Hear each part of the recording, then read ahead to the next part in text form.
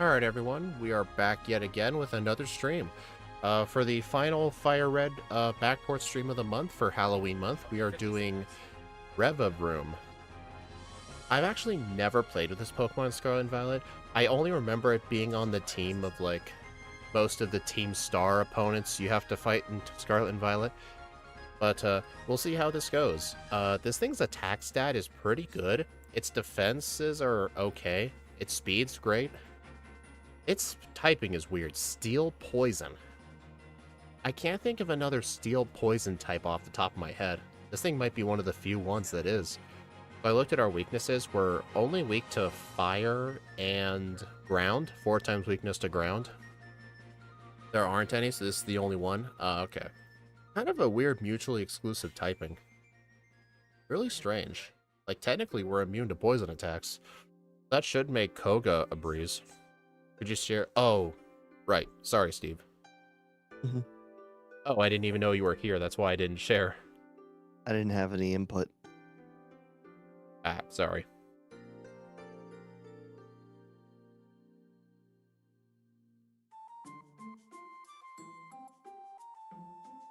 It's the perfect type for a car. Yep. Tesla's Revavroom is in poison. Nope, it'd be electric type. Minimize the window. Interesting. So you guys are associating gas with poison then, huh?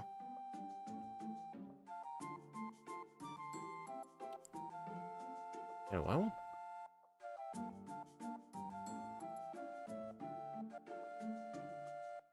There we go. That's fixed. We only take neutral to fighting, psychic, electric, and water. Alright, that's pretty good.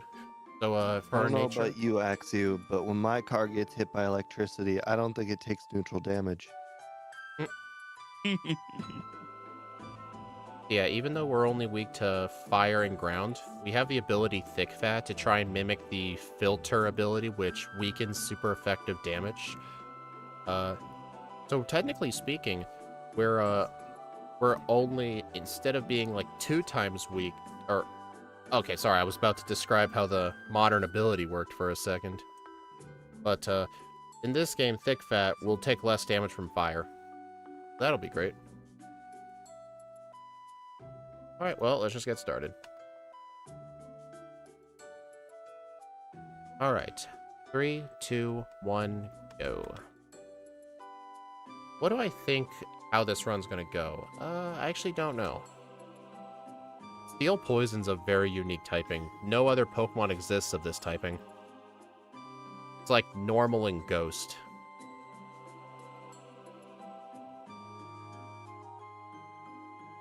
Immune to itself. Yeah, it's immune to poison. Kind of funny.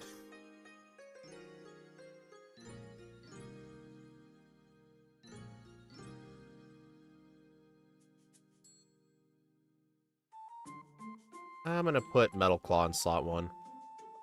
Just because our attack stat's better, plus we get Stab. Yeah, I didn't want to give it Levitate, it would be too cheap. Yeah, I get that, yeah. Although your level up moveset was kind of questioning. I asked you a bunch of questions before the stream, asking like, hey, why does it get this move?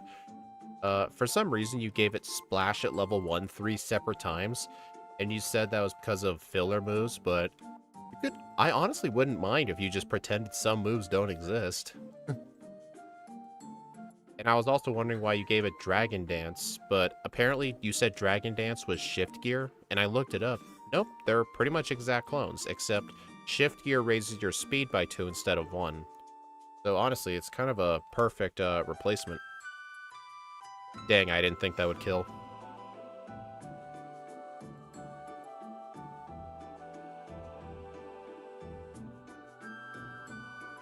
But stab. We're not Dark type. Oh, I thought you knocked out Metal Claw, my bad. No, I was trying to use Bite, but it crit. Where's the Rattata? Come on. I know you're here. Man, don't you hate it when you need to get 2 50% encounters, and like you encounter the same one like 12 times?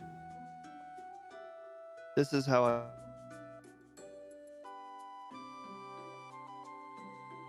Oh, you dropped out there. This is how I feel about Sandshrew and Oddish. Oh, yeah. 30%, I don't know about that. 50%, I don't know about that. You did slacking without Truant. It breaks the game. What game did you do that in? I know Matt's done, like, slacking without Truant in Gen 1, and it was absolutely busted. I'm surprised we haven't tried to do it yet. Honestly, a slacking in Gen 2 would be kind of interesting, because everyone says the normal type's overpowered, but if you give it legendary-like stats, like, I think the thing's gonna destroy. Emerald and Firered. Funny.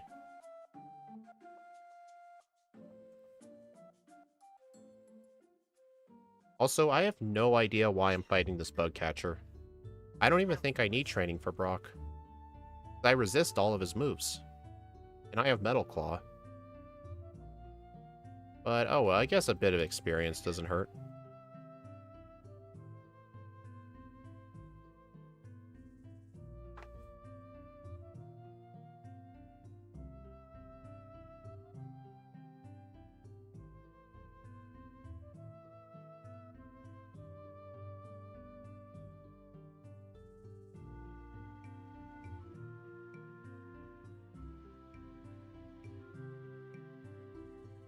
You can skip the bug catcher. Steals an auto win against Brock. Yeah, that's what I was thinking. I realized I was wasting my time.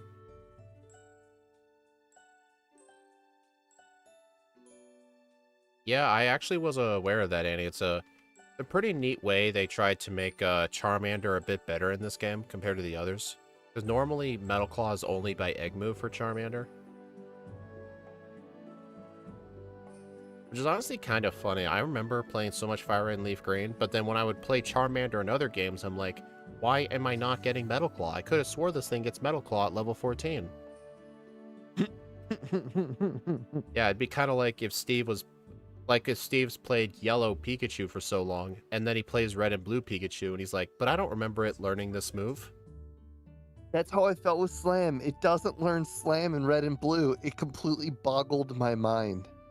Yeah, that's funny. Same thing with Thunderbolt. It doesn't learn Thunderbolt. When I was doing the mapping out the Electric Nuzlocke, it was just a given that Pikachu learned Thunderbolt, especially at 26, and it doesn't learn Thunderbolt at all.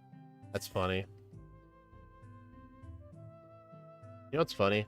I'm the Steel type and the Poison type, so there's double reason not to pick up antidotes.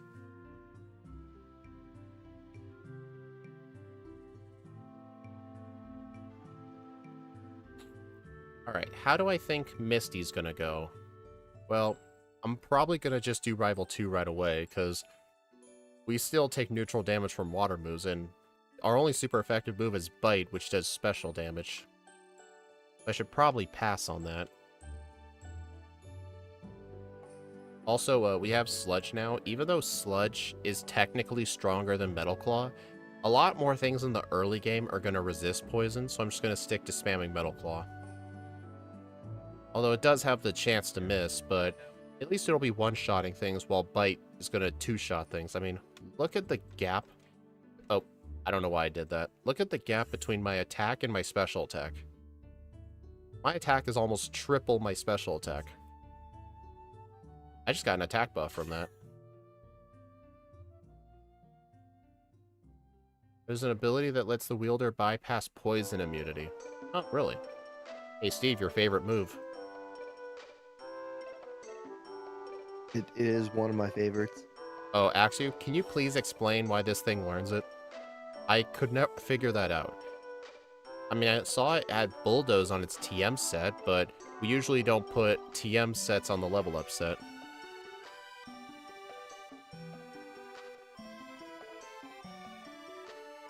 Oh, it's a Gen 7 ability. Oh, that explains. I've only ever played with Salazzle in a Generation 1 backport, and obviously we didn't have the ability.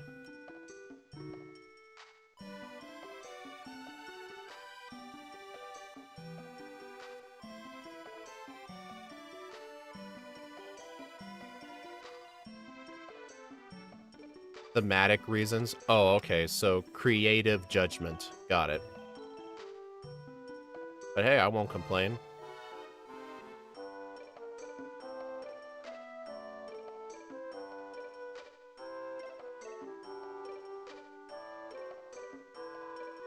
Hey, I got an attack boost right on the last Pokemon. At level 13, it gets Sludge, which you already had, so I don't know why you got it 13. Yeah, I saw it actually shuffled around some of the level up moves. Like, Sludge is supposed to be 13, but it got moved.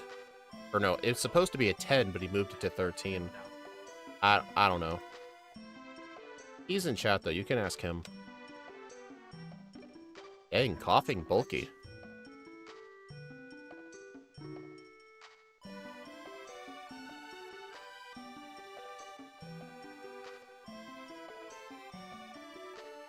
Really, Shadow, is that true?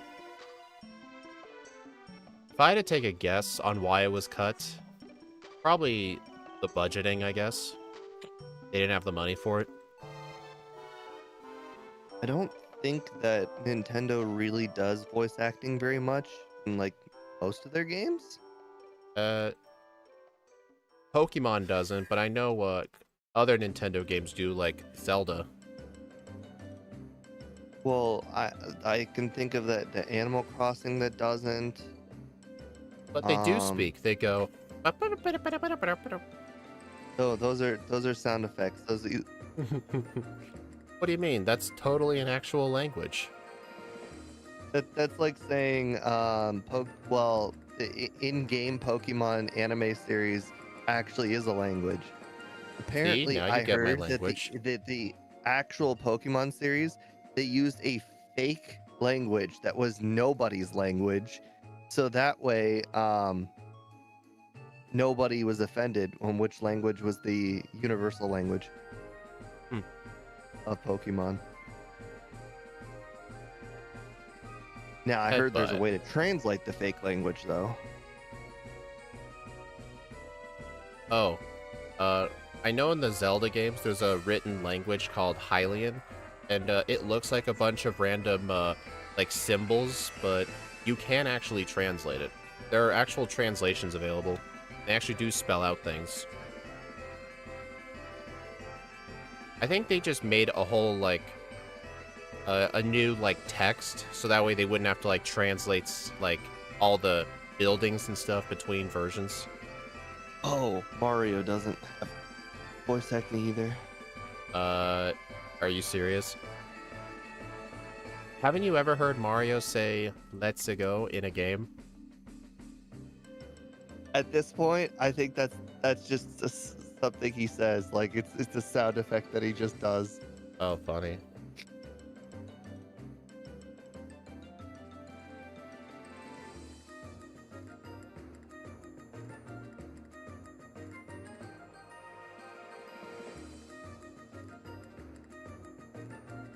Steel Wing. Is this thing any better than Metal Claw? 50, 95, 70, 90. One raises defense, the other raises attack. I'd rather keep the one that raises attack. Besides, Metal Claw is more accurate. Oh, hey, Yokai. Thanks for the look.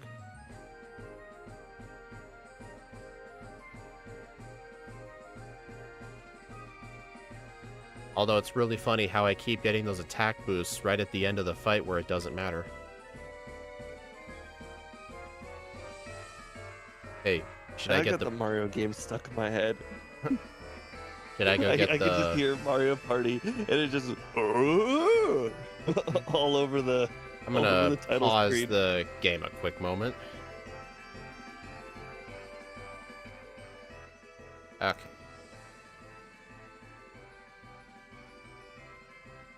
I just thought my background music was a bit too loud. Okay.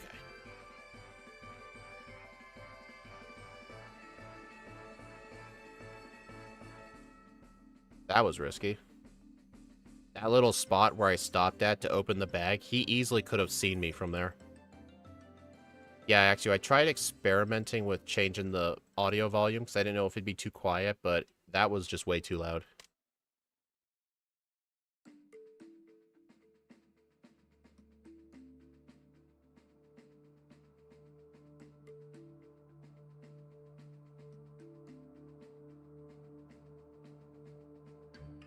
And this thing hasn't struggled so much as I thought it was going to.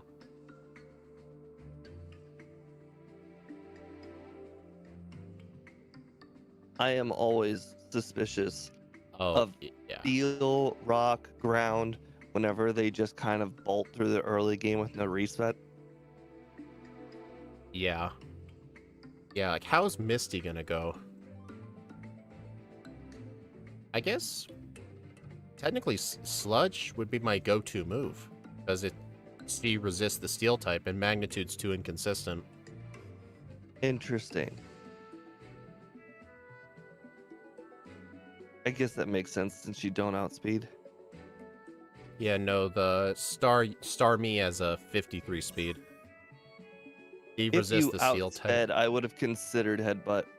Oh yeah, that's what I was thinking too. You can't use the Helix Fossil in front of Misty. She doesn't like it. I don't know, Annie. I just don't play well with steel types. Hey, he doesn't play well with poison types. I don't play well with ghost types. But then again, the only reason I played good with Annihilate is because I really do like playing with fighting types, so it balanced it out.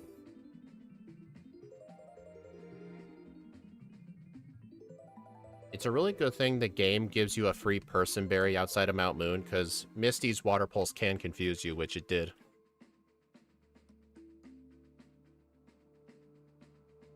Surge is Surge. Erica, Sabrina, and Koga are free.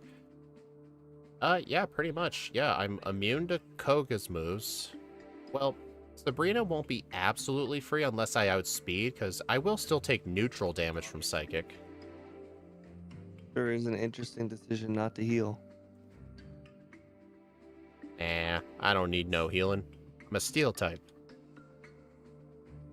Oh, so you're resistant to sand attack. I see. Yeah, this'll blow your mind, but you don't have to fight her in the remakes. Oh, right. Oh. Although I missed and got hit with Growl. Cool.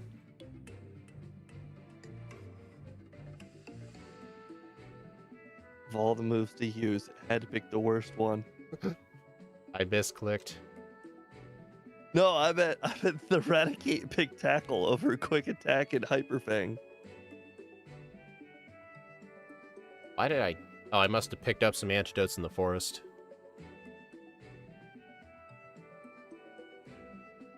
Alright, should I get rest? I don't think so, but I guess I'll get it just because it's the first playthrough. Just in case.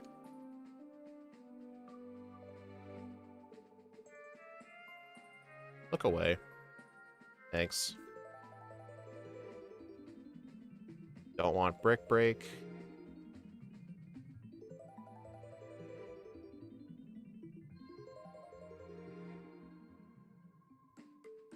Alright, I'm going to save here because I am not immune to Sand Attack. What? I know, right? Oh, I one-shot it. Nice. Also, here's a question. How come if you get smoke screened, a gigantic earthquake can miss? How does that work? Blame the game for not giving Earthquake infinite accuracy. Right. Same thing with Surf. Blaine is sketchy. Yeah, I think the only gym leader I'm really worried about is Blaine. But I mean, with Thick Fat and only being 2 times weak, we're honestly not going to take too much damage from him. Plus, we'll have Earthquake. Oh, wait, no. Earthquake's from Giovanni. We'll have Magnitude. For some reason, we don't learn Dig. So I guess I will have to hold on to Magnitude for Blaine. Which is kind of funny. Whoa, look at that sprite. You can actually see the engine fumes coming out of it. Wow, that's a pretty cool sprite. Never seen a sprite like that.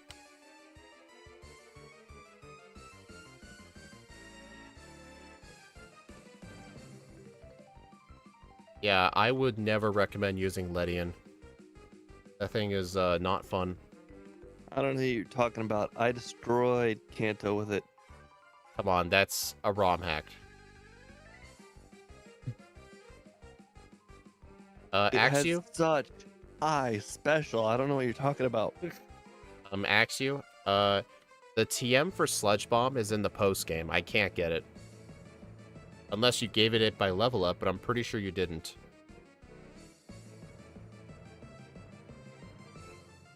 Magnitude 6 doesn't even one-shot. Why would Magnitude it? 8 does. Magnitude 6 is like, what, 70 power? Oh, you did give it by level up. Oh, okay, never mind.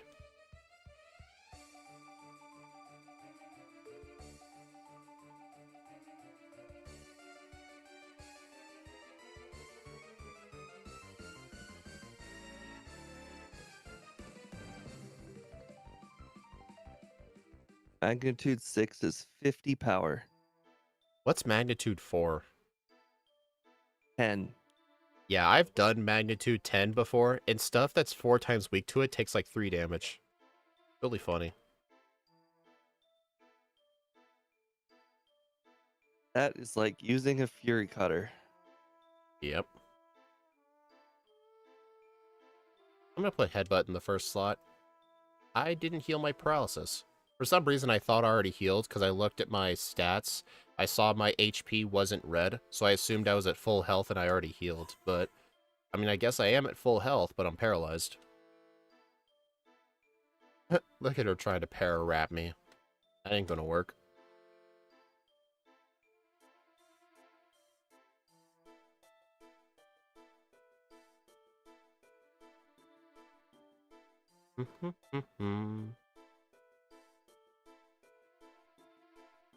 Oh, interesting. You got rid of the paralysis. Yeah, I have paralyzed heals. This is where you and I differ. This battle, I would do it paralyzed.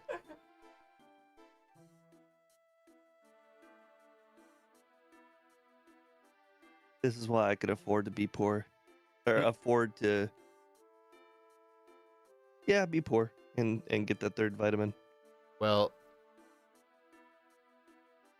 here's the thing. A single...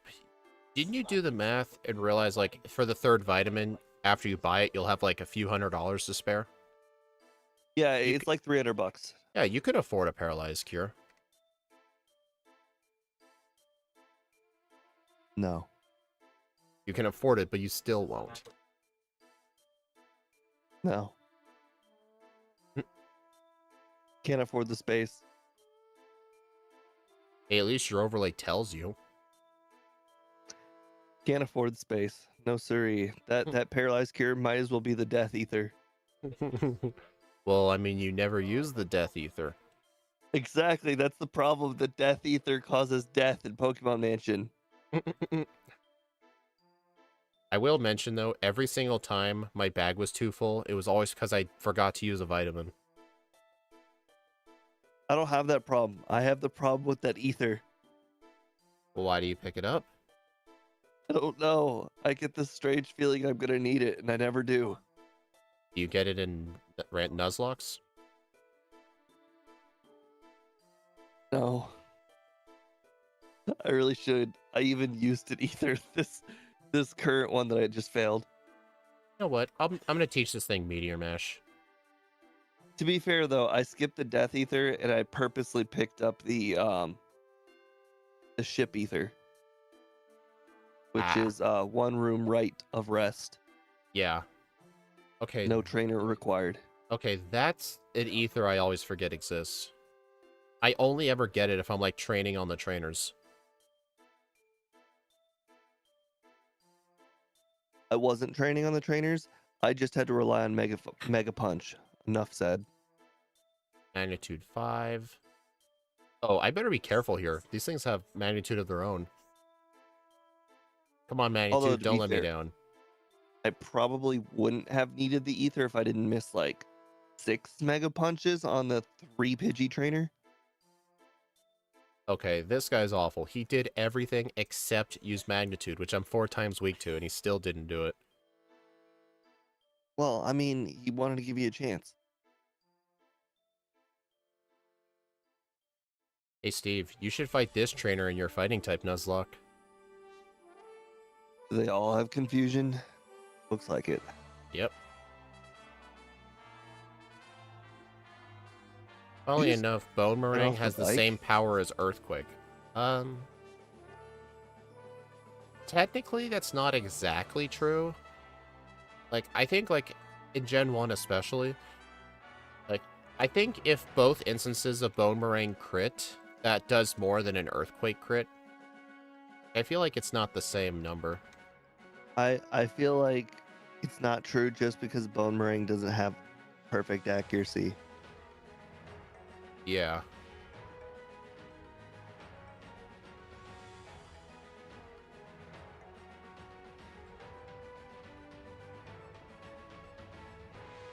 Whoa. I almost encountered that trainer.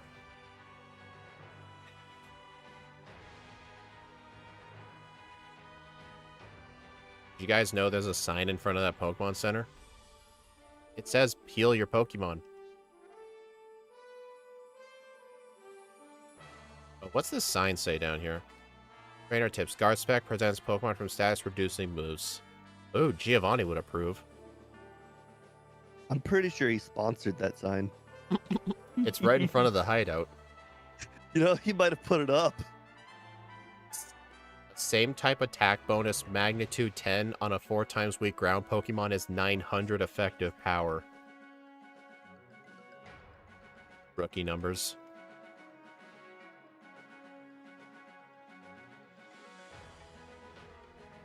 Just last run, I had 910 power on Sneasel. Oh yeah, I remember that.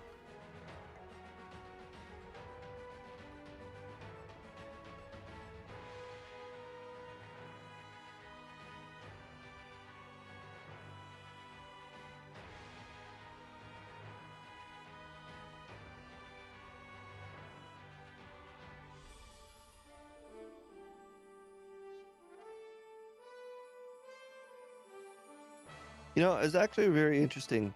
We got to do a run where beginning to end we had a fighting move. Not a lot of Pokemon can say that. In the fighting type Nuzlocke?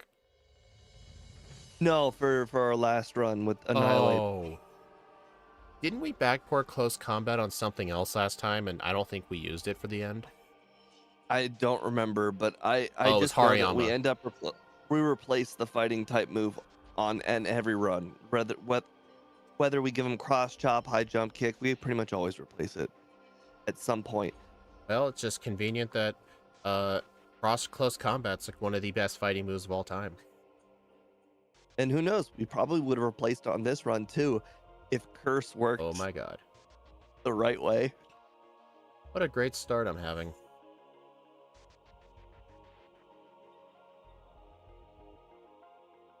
I swear, these two Rocket Grunts are like the strongest among them. That's why they guard the boss's door. Because they're the strongest.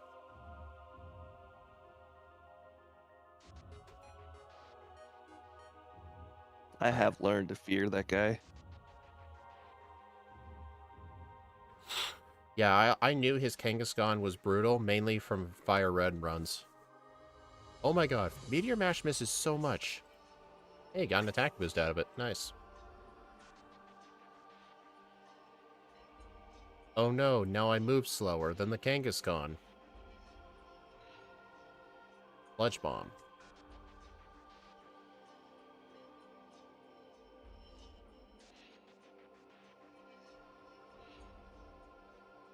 I was really hoping you would get flinched for a second time in a row and get mad. Oh, I would have, yeah.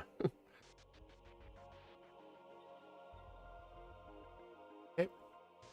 It would have made your joke about scary face funnier. It would have been, yeah. Alright, just get the super repels and leave. I like to get 14 here just because the overworld's a bit bigger, so I feel like I need a bit extra repels.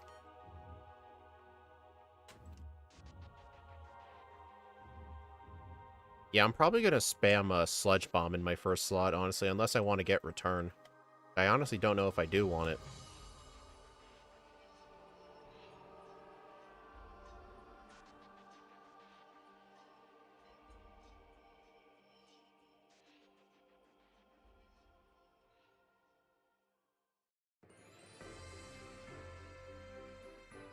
You might want to PP up Meteor Mash for the ghosts.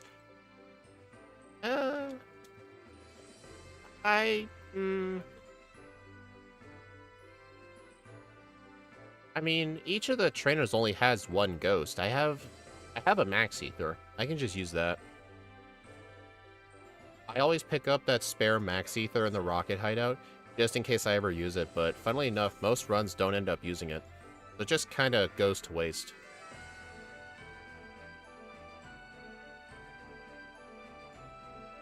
I mean, honestly, those ghosts will still take decent damage from Sludge Bomb, because the Ghastly Line's defense stats are extremely bad. Its defense especially. But even though it double resists poison, Sludge Bomb should probably deal like a third, maybe half its health. In Believe it fact, or not, on I this feel more person, I'll do it. confident. I feel more confident about attacking Agatha's Pokemon with Drill Peck Look at more that. than I feel with Psychic. Look at that. I literally one-shot a Ghastly. Wasn't even close.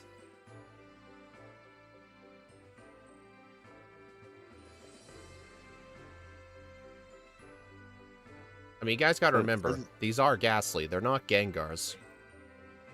This right there, not very effective.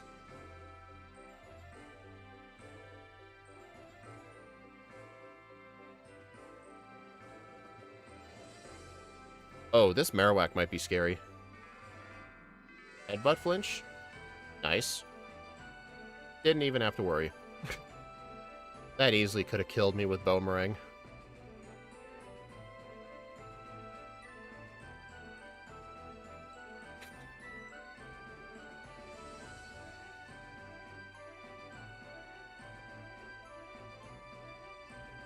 Yeah, the British, I mean, the people in Galar eat slowpoke tails. Yeah. But don't go to X and Y. Apparently they eat snails over there. Doesn't that take place in the France region? It does, yeah, that's the joke.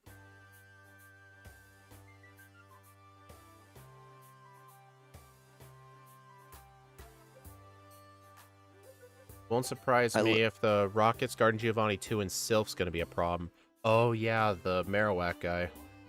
Did you notice how Team Rocket, like the Rocket grunts that guard the door to Giovanni, the Rockets guarding his door tend to be the hardest ones? Like in Sylph, one of the harder Rocket grunts is the one with Marowak if you have a ground weakness. Makes perfect sense because they're the only ones that don't have Zubats and coughing. Yeah. And Rattata. Yep. I'm gonna go fight Erica.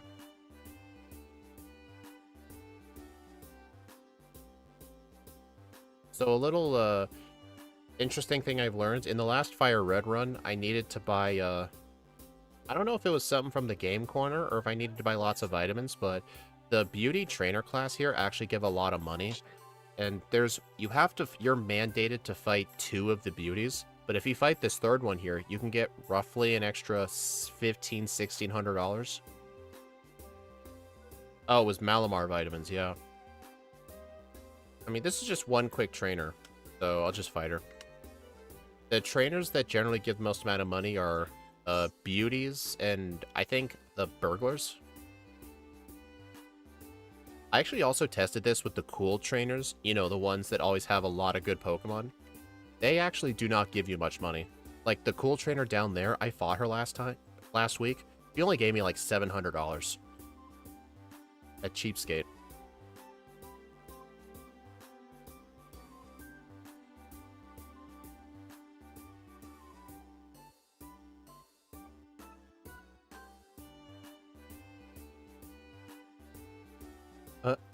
Kind of funny that the richest trainers are the ones that get robbed and the ones who do rob.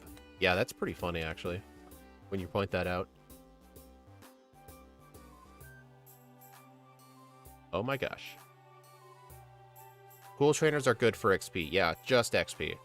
If you guys are wondering why not just get the Amulet Coin, the Amulet Coin is in this building right here, but it needs 20 Pokemon caught, and that's not worth it for an Amulet Coin.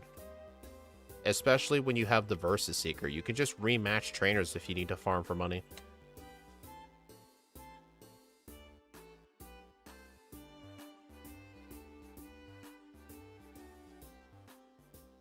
ones who get robbed are the beauties if it wasn't clear because of the prices of women's products. True. Alright, substitute. I feel like magnitude served... I need that for... Honestly, I feel like Sludge Bomb will do just fine. Steve, look away. I'm deleting magnitude. Oh no. Now what are you going to do for Koga? Is that a joke? No.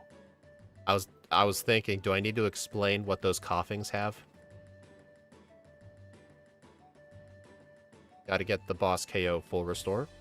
I mean, in this game, they have probably explosion and self-destruct, right? The coughings have self-destruct, yeah, but the coughings and wheezing also have levitate, so I can't use ground moves on them. Oh, okay. That makes perfect sense. Maybe. But he's still going to be very easy. I'm immune to poison moves.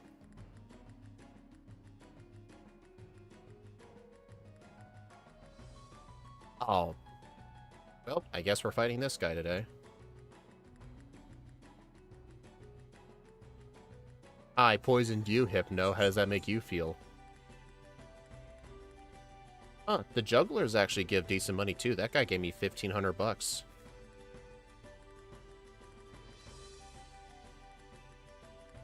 Oh no, special defense drop. Although that can be that might be concerning, but actually Sludge Bomb might just one-shot everything now that I think about it.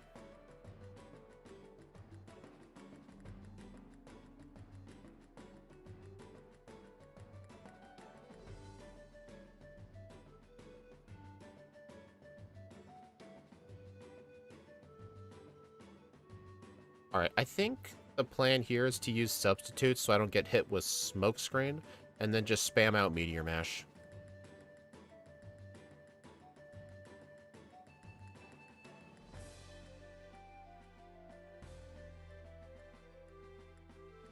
Minimize. Does Meteor Mash have any negative effects? It's 100 power, 85 accurate. It's got a 20% chance to raise your attack. So it's positive effects. Yeah, it is inaccurate though, but it's a pretty strong move. Plus, I'm not going to be using it that much, so I think the higher power is worth it. Well, it seems like more of a fire blast than a mega punch. Yeah. Although I've had it miss a lot today. I don't know. It seems like you've been missing more along the lines of fire blast than mega punch. No, I was talking about Meteor Mash has been missing a lot lately. It seemed to come up pretty clutch in every opportunity I've seen to use it. The Rocket Grunt before Giovanni in his hideout, I missed so many Meteor Mashes and I got hit with a lot of sand attacks. That was one moment where I just kept missing. I like to believe that when an inaccurate move gets lowered in accuracy, you shouldn't be using it, and that's on you.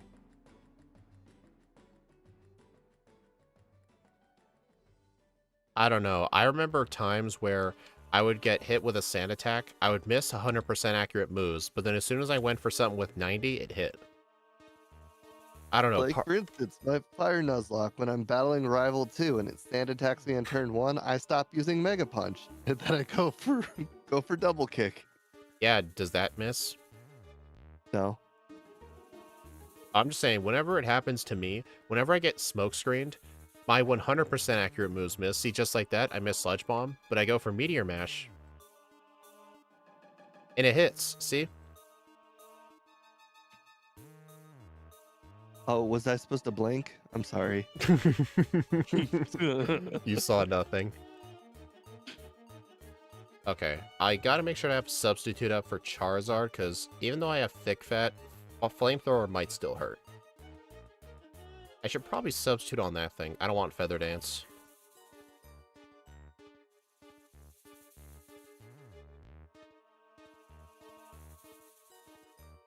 I'm trying to spam Meteor Mash hoping for an attack boost. Dude, stop missing.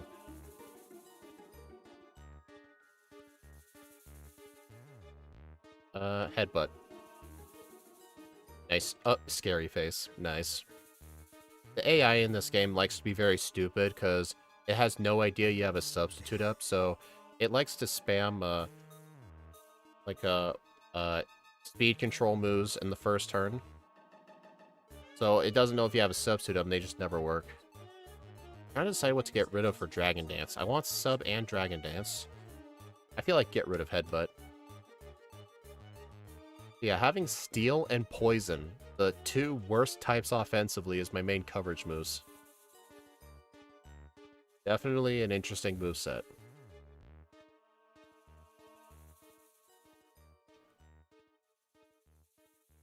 I mean, there's no reset so far, so Yep. Oh, hopefully you didn't jinx it. is it really a jinx if you knew he was going to be a problem a long time ago? Yes. Focus energy. Better watch out, he got pumped. I just one-shot it.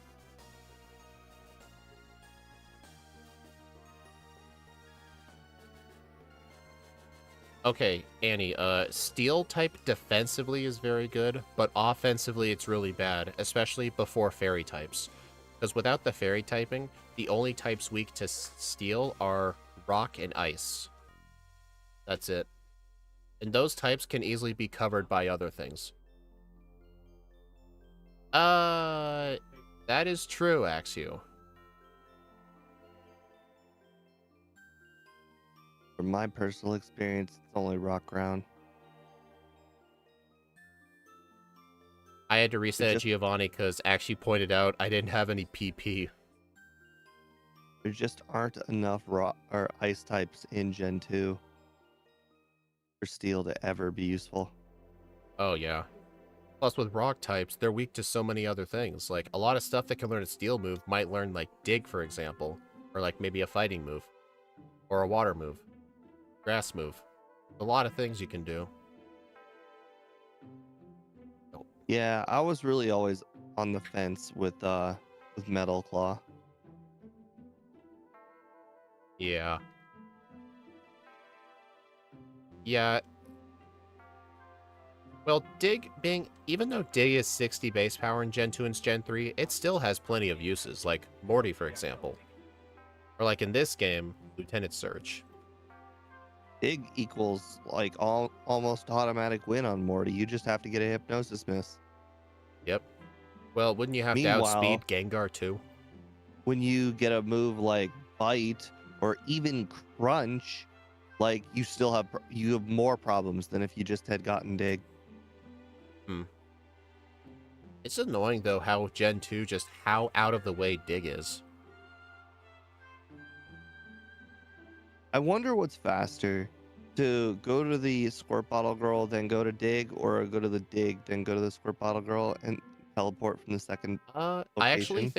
I actually think going to the girl first, then get Dig and teleport might actually be faster. Because like probably is. You know how Scott keeps telling us we have to do the thing where we go through the grass and cut the tree instead of going through the park? We could do that to get to... Hold on. You know how Scott keeps trying to tell us when we get to the slow yeah, I got you. I've been doing that unless I need Dig. So maybe we could take that path to the Squirt Bottle Girl, and then we can go directly into the park from there. Yeah, I've been thinking about it.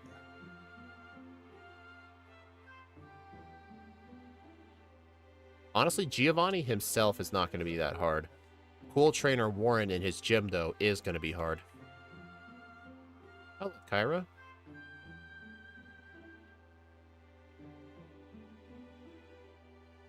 Shadow, do you know how often I get ads irrelevant to me? A lot. Did you see something really cool in that rock? No. What? Oh, well, I mean, you glanced at it for like a good 3 seconds. Should probably get that. There's a rare candy in here guarded by a scientist with a Magneton, but I decided not to fight him because Magneton's immune to Sludge Bomb and it resists Steel, so I'm just not equipped for that fight, so I'm just gonna skip that rare candy. Dude, I always forget. For some reason, they put the key on the table in this. I always forget that sometimes.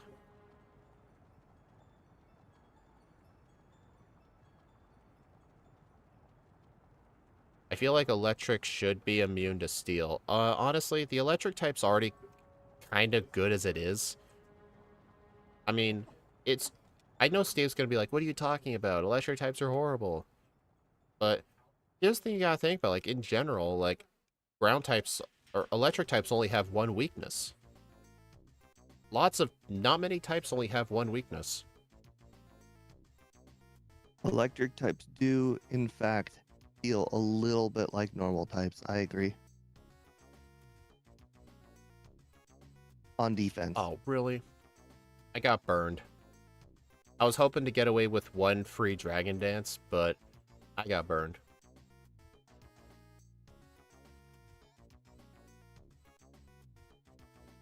Miss. Okay.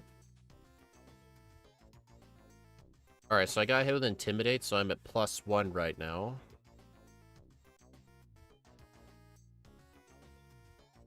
But then when this comes out, the Intimidate's going to put my attack back to normal.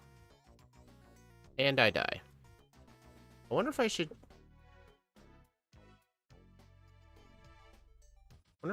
How many candies do I have? I have 8, and I'm level 43. I don't think using them all early is going to be a good idea.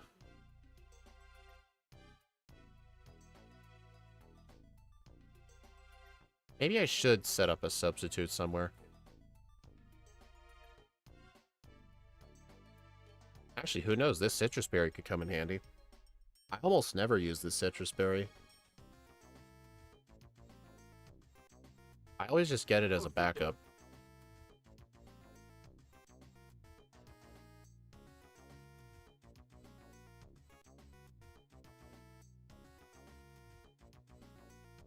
Alright, the plan was to let that citrus berry heal me up just enough to where I can live a third Fire Blast, and then I could just set up to +3. Or +2, technically, because of Intimidate. And then this will put me at +1. Really? Nice. I guess I need an... Okay, I'll... You know what? Giovanni's not going to be that hard. The entire league isn't going to be that hard. I'm going to use my candies now. Because most of the league is just going to be set up a substitute, set up some Dragon Dances, and then just sweep.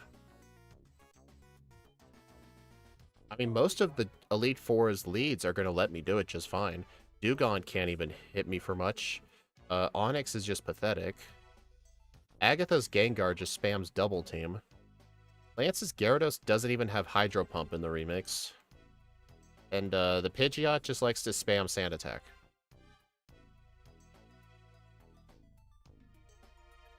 Really? I'm trying not to set up a substitute because Fire Blast does so much damage it'll break the substitute immediately. Come on, I can live 3 Fire Blasts easily. Just don't burn me, please. I know it's a decently high chance compared to other fire moves, but still. If the Hiker's Onyx uses Earthquake and one-shots you, I would laugh. Well, it ain't gonna happen. So did like the Pokemon There we go. what was it? Did the commissioners of the Pokemon League just say, hey, Blaine, you can have as many Fire Blast TMs as you want, and you can also give them out? Yeah, how do you think he gives out the TM to every challenger? So he just has like, like a whole bunch of these, in the back. He's like, all of my Pokemon can learn it. I should do that. What, should it only be for the last Pokemon? No, I just saw that he wisely put Fire Blast on all of his Pokemon. That was like really smart of him. I think they did that to try and make Blaine harder. We're trying to come up with real world excuses here. Alright, let's see how bad this is. This Cool Trainer has some really good instead of having just a Rhyhorn, they also gave him like a Nidoqueen and a Marowak. And he can cause issues. He's honestly harder than Giovanni himself, just because his Pokemon are better. Wow, he's got so many. Yeah, they started giving cool trainers like 5 Pokemon each in this game, so if I ever need to train, like on Giovanni's trainers, this gym's got like 4 cool trainers in it. The training is just perfect.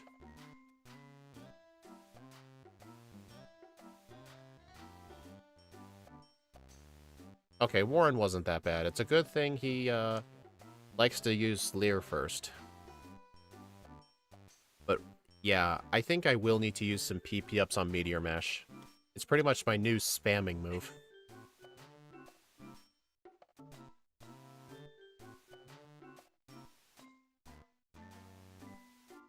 How many PP ups do I have? 3. 1 for Meteor Mash. 1 for Meteor Mash. I think I'll use 1 for Sludge Bomb.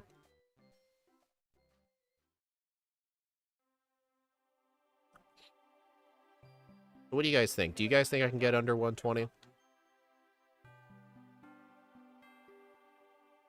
I don't know. Might be cutting it kind of close.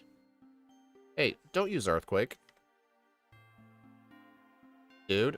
Okay, then. You clearly want to die now, huh?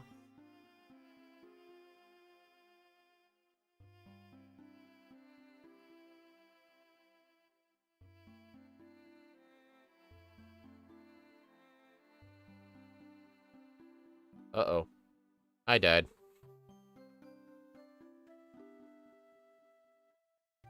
Giovanni is smart the moment you lower your HP with Substitute. That is a, that is one issue with that, yeah.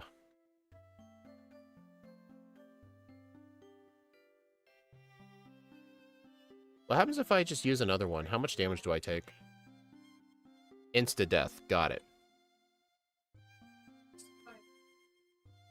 So I can only set up 1 Dragon Dance, then.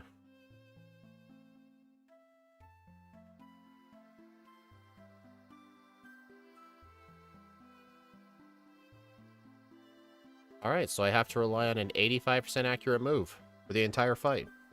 Cool. It didn't work out that time. Yes, thank you for your observation.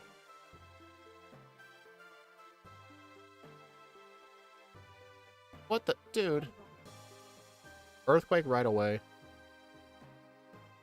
Actually, let me try not setting up. My attack stat's already incredibly high. Hey, I got a free attack boost anyway. Nice. Come on. I need to hit every one.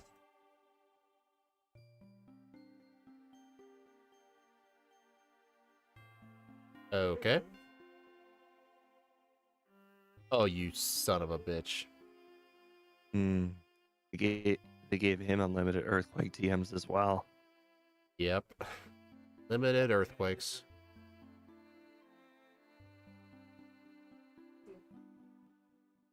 Oh my gosh. This is rough. Giovanni in Fire Leaf Green's a joke. He shouldn't be hard. He's supposed to be a pushover. Just like, uh-oh. There's gotta be some sort of,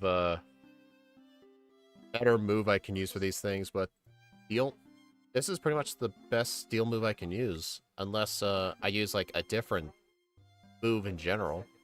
It's kind of like watching somebody who gets really frustrated that his rollout chain doesn't hit. This is exactly how I feel. Like, if the rollout chain just, you know, does the full chain, I can win easily. But if it doesn't do the whole chain, then I fail. Oh!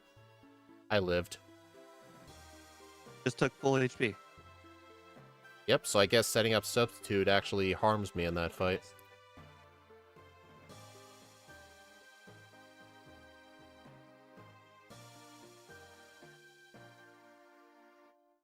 Axu, what's that supposed to mean?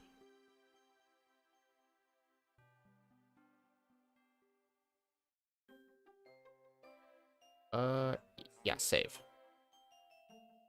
Yeah, Annie, you missed the fact that, Giovanni was actually harder than Warren. The first time I can ever say that.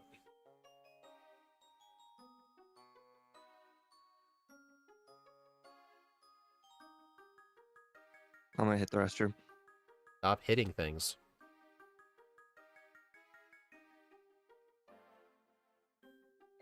He must have remembered his yellow days. He did. He was spamming nothing but Earthquake.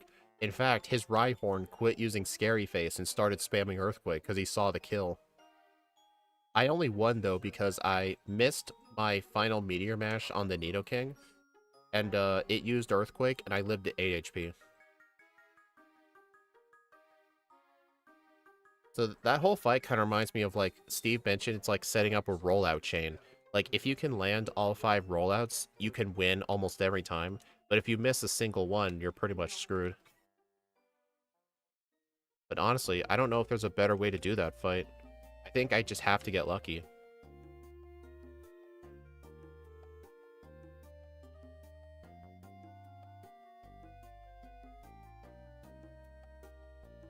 Well, I guess today, though, Giovanni actually gets some respect. He was actually a challenge. And all it took was being 4 times weak to ground. First time ever I've done this bet and I won. What'd you bet on?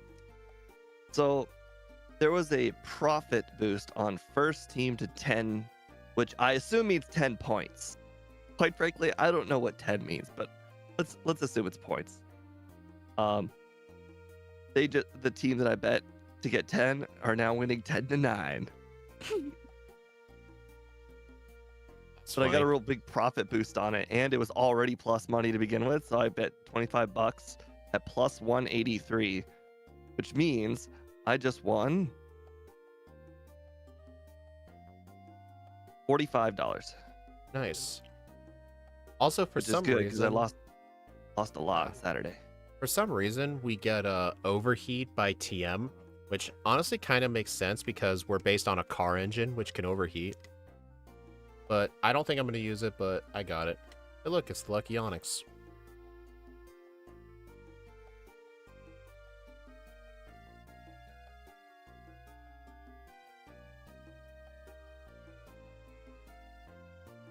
Alright, I'm going to deposit the HM users. I plan to set up on the Champion's Pidgeot, and it has Whirlwind, so I can't risk it switching me out.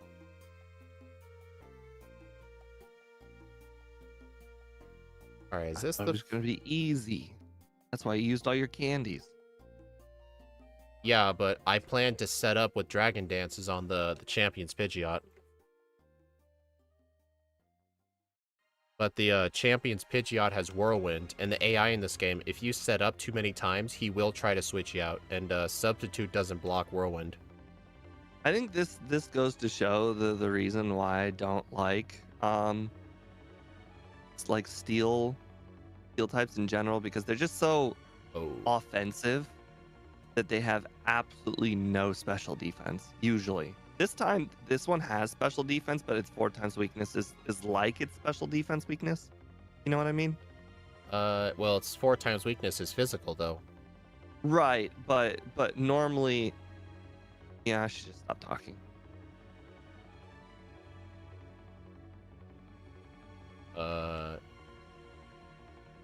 There we go. I didn't think Sludge Bomb was going to kill it, so I switched over to Meteor Mash. Because Meteor Mash does slightly more damage to that Lapras than Sludge Bomb, but it had a chance to miss, so it was kind of a risk. Alright, Bruno.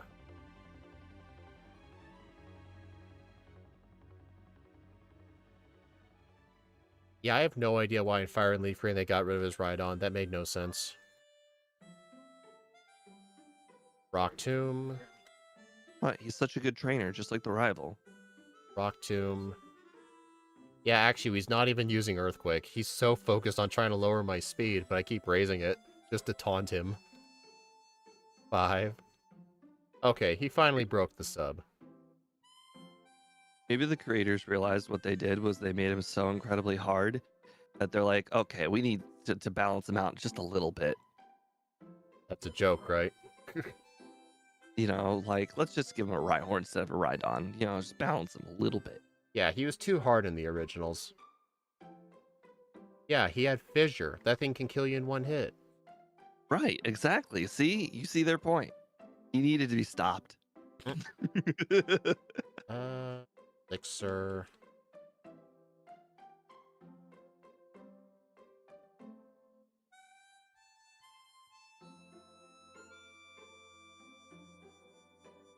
Oh, I actually outspeed all her Gengars. Nice. Her second Gengar is 146, but actually it doesn't even matter. I have Dragon Dance boosting my own speed. Okay, I should probably try and kill that thing.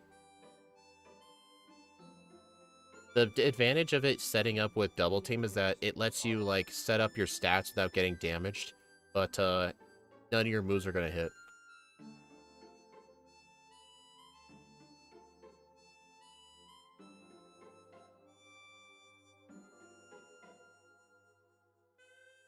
And this thing's crushing. Weren't all my resets on Blaine and Giovanni pretty much? Yeah. I think so. Well, there was that one reset before Giovanni, but that was unrelated to the Pokemon. I just forgot to use an Ether.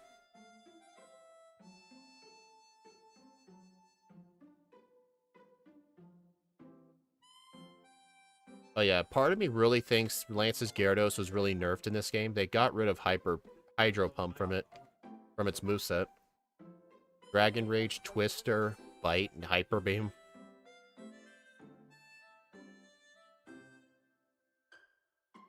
Okay, I think that's enough setting up.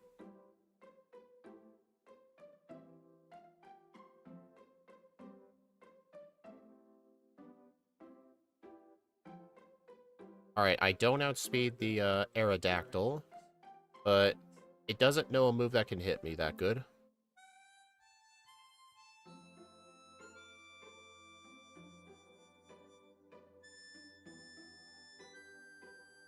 Oh no, Scary Face. Now I'm slower than Aerodactyl.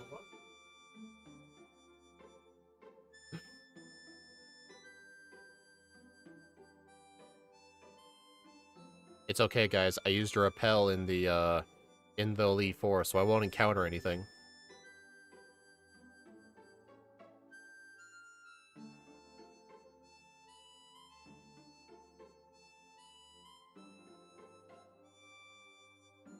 Alright. 1, 2... I think just +3 will be enough.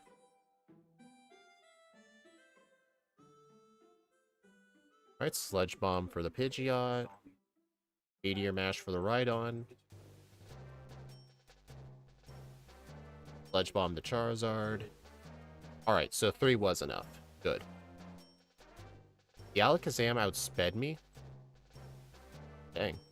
Oh wait, no, I had Dragon Dance. Never mind, I'm stupid.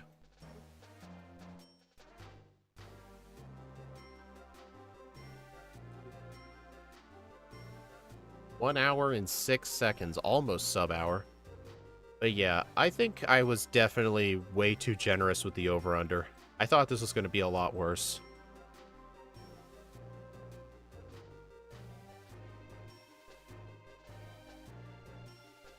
Yeah, the champion was pretty much free.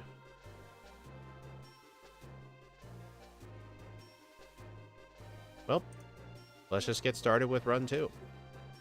Always impressive when I see around a 1 hour time in Gen 3. Yeah. Yeah, Annie, I just thought this would have been way worse. Because based on looking at this thing, it didn't look good. So honestly, I had 10 resets in the game, but then again, Blaine needed my candies, so I feel like he'll be easier next time, but Giovanni's probably the only, like, pure luck fight in the whole game, because I have to land 5 Meteor Mashes in a row, and if I miss, I'm most likely dead, so it's kind of like rollout. So... Were any of them a range? No, they were all one-shots. Actually, I don't remember if I got an attack boost in that winning attempt, because Meteor Mash can raise my attack. You absolutely did. Oh. I saw it. In that case, I have no idea.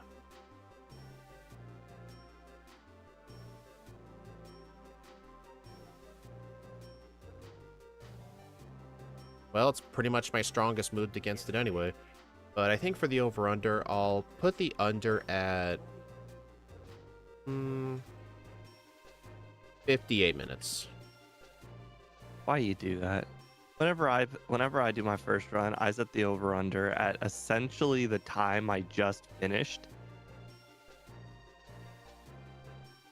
Basically, it's along the lines of Will I beat my first time or will I not beat my first time? Hey, if you don't think I can, just vote over. Hmm. I feel like this should have been 58 to an hour. What did you do? I did do 58 to an hour. Oh, okay, that's perfect. I for some reason, I mean, I don't have it open on another monitor, but I thought you had it like 56 to 58 or something. 55 for Giovanni 3 could let you barely survive more comfortably. I did skip some rare candies. I skipped the rare candy on the 10th floor. I skipped the rare candy guarded by the scientist because I didn't have a good move for him. But honestly, with Dragon Dance, I feel like that fight would have been just fine. But should I get... Honestly, I don't think I want that candy. I think I'll just fight a couple of extra trainers, like, I don't know, the Muck guy, for example.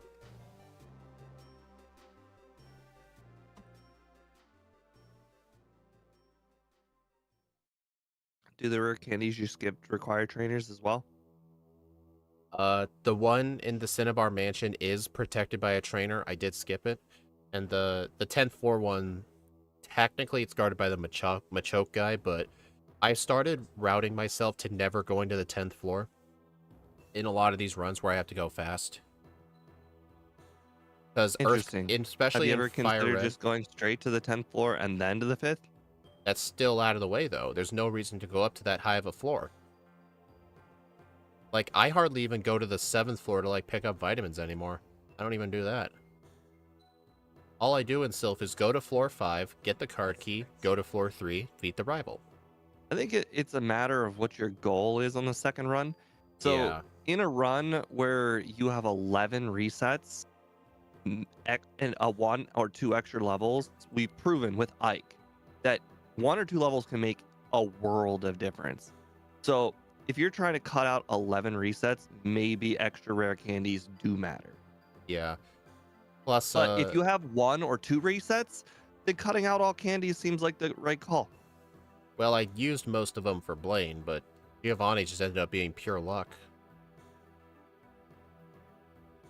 Part of me thinks I should save them all for Giovanni, but at the same time, the reason I had to use some on Blaine was because even if I set up to +3, I can't one-shot the Arcanine without the higher level. I guess... I guess today I actually should get the 10th floor candy. I feel like I'm going to need it. Because if I can just get 2 you never levels know. higher... Though being 2 levels higher might make you survive. Like for instance, that final was it Rhyhorn when it no Nidoking when it Yeah. hit you with that Earthquake and you survived with 6 HP? Yeah. Who knows? If you were, let's say, battling the Nidoqueen, maybe just maybe you would survive another just 1 extra Earthquake. True. Or the Fire Blast. I mean, quite frankly, you could survive any number of Fire Blasts with just a little bit more special D. Special D.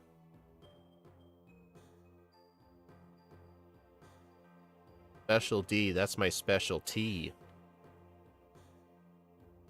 I thought you were gonna make a vitamin.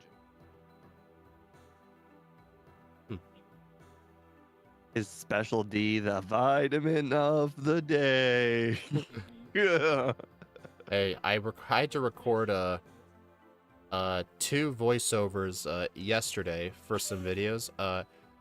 I do buy vitamin of the day in one of them, in one of those runs. The other one I didn't.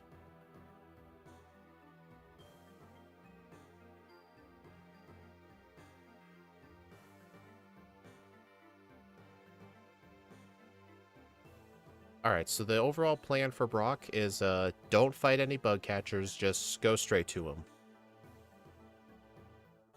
Although I did fight some wild Pidgeys, but honestly, I don't count knocking out a wild Pokemon as, like, breaking minimum battles.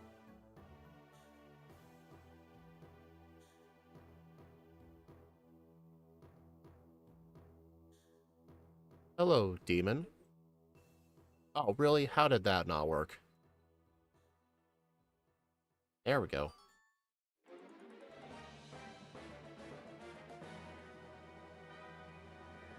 Ooh, Pidgey. Nice. The good thing I gave myself the adamant nature. If my special attack wasn't being lowered, theoretically that bite could have killed it.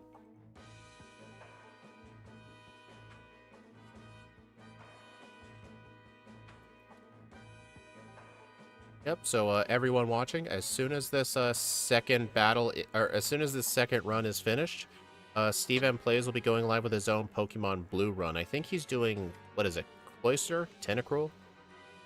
Tentacruel. Oh, nice. I was honestly not really looking forward to it if you were doing Cloyster, just because of how easy it is to play with Cloyster. But Tentacruel is kind of more of a challenge. You know, I never realized that that was the episode that got banned really early on. I saw that episode on television so many times. Yeah, they pulled it off of televisions because of September 11th. Right, I had no idea. They did eventually put it back on TVs like 5 or so years later, but at the moment they're like, you know what? I feel like we shouldn't have this episode on. Might be too soon. There's also a chance I might have owned the VHS tape as well. I remember I owned one Pokemon VHS tape as a kid, just one. We found it at a thrift store. It had the episode where Ash beat Lieutenant Surge and went on the SS Anne. It had those episodes on it. I had that one. Yeah, but then I remember I tried to put it in my VHS player because I wanted to watch it. And then the VHS player started making really bad noises. I took the tape out, and then all the tape was tangled up. Oh no, I knew exactly what you were about to say. I was so sad. Because that was my only Pokemon VHS tape. I didn't have any other ones. I had that happen to me with so many VHS tapes, although it never happened to me with cassette tapes. I've never played a cassette tape. That was a bit before my time. My first car, actually, quite frankly, my current car as well, had a cassette player. But I actually used the cassette player for cassettes on my first car. Now my cassette player has a wire that sticks out of it. I plug the wire into my phone, so it's actually an aux cable.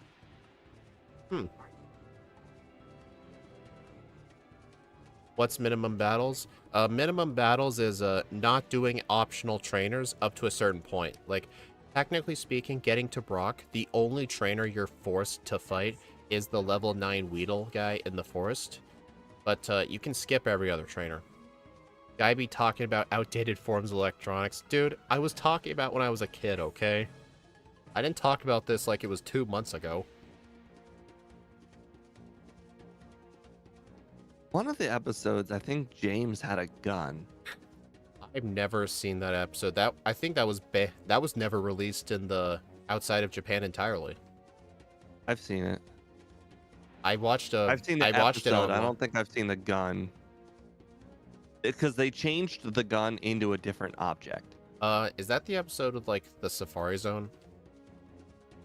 I don't remember. I remember the gun scene being like in a canyon. I want to say. Because the Safari Zone episode was never released outside of Japan entirely, just because of there were scenes in the episode where like the Safari Zone warden was just constantly pointing his gun at people who wanted to enter the Safari Zone. Oh, I never ever saw that episode in my entire life. Even as an adult, when I rewatched all of season 1, I still don't think it was on like those. Like, you know, when you see on, I think Amazon Prime has all of season 1 on it. Like, I don't think it's on there. Because I don't think it was ever released in English. Yeah, it didn't for that reason, because not only, like, they were constantly pointing guns at people, there were plenty of scenes where it looked like the gun was aimed, like, at the viewers, like, directly at the camera. And then there was a part of it where Team Rocket was trying to steal a bunch of Dratini. And then during their little monologue, the warden kept trying to shoot at them with his gun. I just accepted the fact that Ash was really good at catching Tauros. Yeah, that's the episode where all the Tauros came from.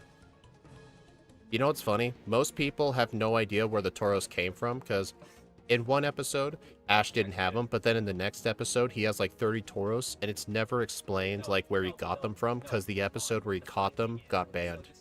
Yeah, I think it had to do with the I think it was the Krabby episode because he called Professor Oak and he's like, I don't remember what he called. Oh, he called about Gary and his Krabby. He's like, oh yeah, he's got this monster Krabby, and then like you could see Oh, I all the remember Tauros in the that. background or something. Oh yeah. I always And then wondered like you how he see got Ash's them. little Krabby, and it's like bite sized. Yeah.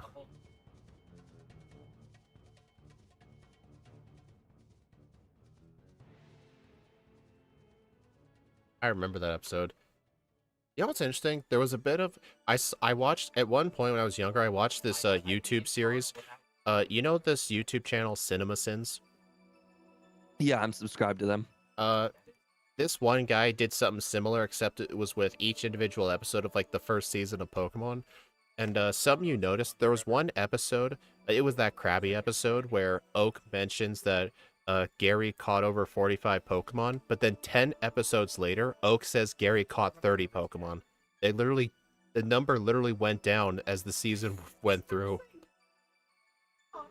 Kind of funny. Interesting. He inflated his numbers.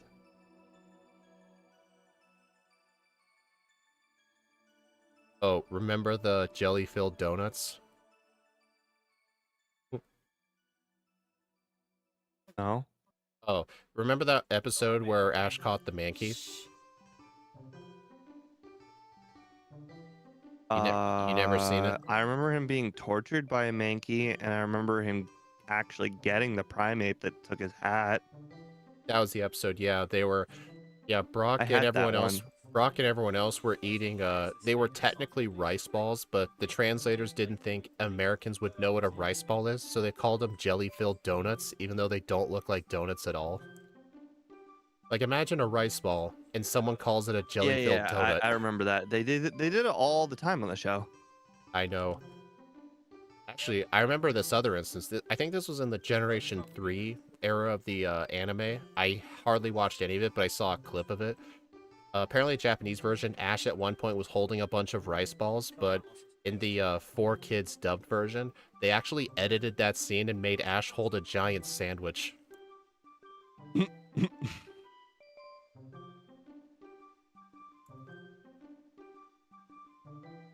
Jelly-filled donuts are my favorite. Brock was the GOAT. I don't like filled donuts. Although I haven't really had a jelly filled because I'm not a big fan of jelly. But cream filled donuts, whenever I eat them, I get halfway through, maybe even slightly more than halfway through, and then I just get this like really bad feeling in my stomach, like I've eaten too much sugar. Oh yeah, I don't like jelly-filled donuts either. Cream filled. Or cream-filled. I just prefer regular donuts. My favorite donuts are like... Okay, my favorite donuts are actually maple donuts. I only eat one donut. Plain Everyone at the whole office wheat knows donut. it. No, I eat glaze. That's it. Sounds like somebody likes what's Sugar. it called? Phew, what's that place? Somebody likes Krispy Kreme. They don't have that where I am. Oh, there's no Krispy Kreme near you? No, everyone usually gets Dunkin' Donuts or a local donut place. I could have swore Krispy Kreme was a national brand. They are, but they're not like so some states have like a lot of locations and some states have less. Oh, Like I feel like I think there's the Krispy Kreme somewhere in like a big city, but not where I am. oh. There is, I actually looked, there isn't a single Krispy Kreme in my state, but there's one in the neighboring state, and it's only like an hour drive. So if we ever want Krispy Kreme, we just gotta drive an hour to the next state. Funnily enough, when we were in school, I remember we would have these fundraisers where we would try to sell a dozen, like, Krispy Kreme donuts to, like, raise money for, like, some sort of school group. And then once we, raised enough money, we would go on the students would go on a trip to Krispy Kreme, and they would just get so many donuts. Weird. We had a very similar thing, but the school just kept all the money and everyone just sold candy. Oh. I guess except instead of candy, it was Krispy Kreme donuts. Hey, I'm more likely to Don't buy worry. Krispy Kreme donuts The than people who candy. sold the most candy, they got like, I don't know, A something really a small, like a pencil, bag or a backpack or something. or maybe like rainbow colored pencils. Yeah, I didn't sell a single candy bar, not one. Even back then, I realized they were overpriced.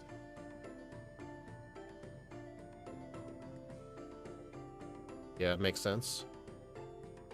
There's a game called Pizza Tower where there's a rice ball and it looks like a jelly coming out of it. Oh, really? That's funny.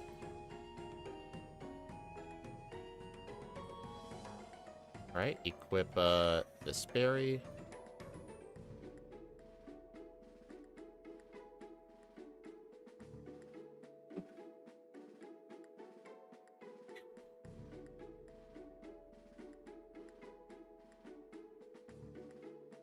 Oh my gosh, that crit. And confusion. That Stormy was really trying its hardest.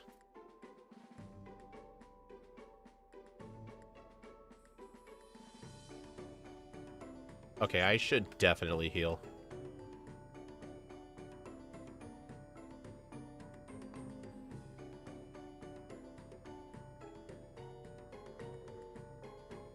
Hey Steve, if you were to ever do Gen 3, I'm willing to bet you would never use the running shoes.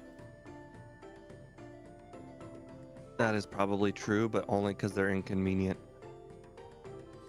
You would just walk and bike everywhere. Yes. Well, I would just do what I did when we did the other oh, right, that was Gen 1.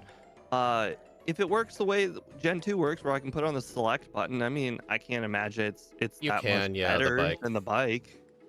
You can't put running shoes on the select button. What?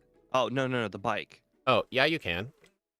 Yeah, Oh. I'm saying when you run with the running shoes, I'll just attach the bike and bike. Not gonna really work if you're inside a building, though. That is true.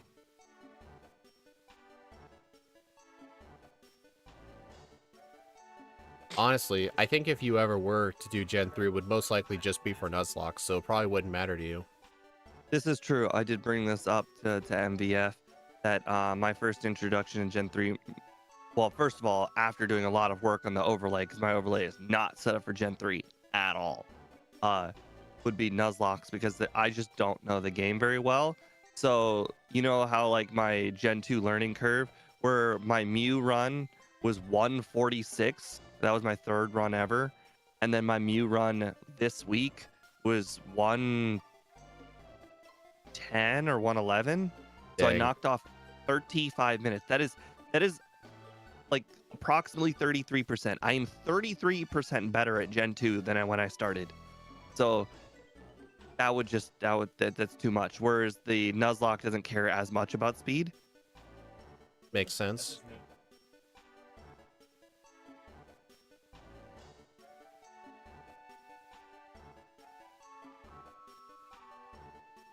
Dude. Mock bike be like.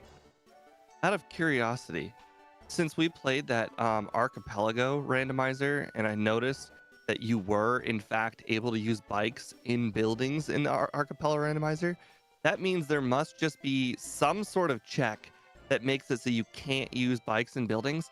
I wonder if that's removable. I have no idea. That's kind of outside my knowledge. I barely know anything about the Gen 3 disassembly. Axio, you know. Could you remove whatever stops you from using the bike in the game? In the buildings. I don't think Axu would know this either. But he could look into it. I mean, I have the Firered disassembly downloaded just for me to look at. It's set up completely differently. Experience with it. No, he doesn't. Because this would be a great equalizer. Yeah, Axu doesn't use the disassembly to make these. He uses old ROM hacking tools from like 2008.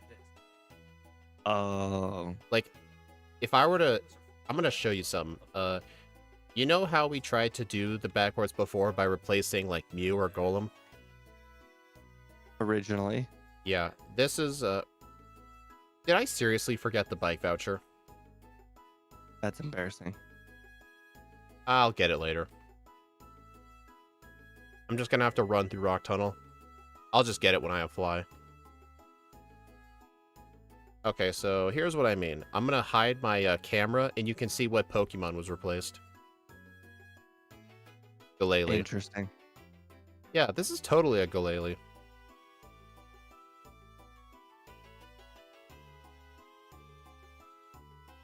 Technically, if I was recording a video for a Firered backport, I could easily just edit the mapper to show the right thing, but I have my camera blocking it, so it's never really a concern.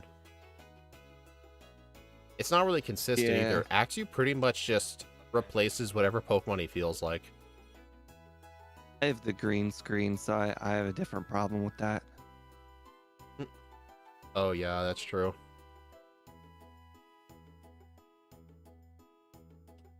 This green screen is probably one of the best $120 ever spent. I mean, I have a green screen too, but unfortunately my office space ceiling is too low for it, and I can't adjust the height, like have it only be this high. It's either the full height or it's off. So I'm not going to be able to Mine use it. sits on the ground, and I can adjust the height. I thought I would have at first, but apparently the one I got was one of those ones where like it's got like a little pole in the back to like stabilize it, and it can only go up to one height, which is like as high as it goes. Yeah, I just lowered mine to. I just keep pushing it down, and it is holding. It is holding firm. Yeah, mine just. Okay, it does have a point of no contention. About 3 feet off the ground, and it will just fall. But Yeah, anything above 3 feet, I can adjust.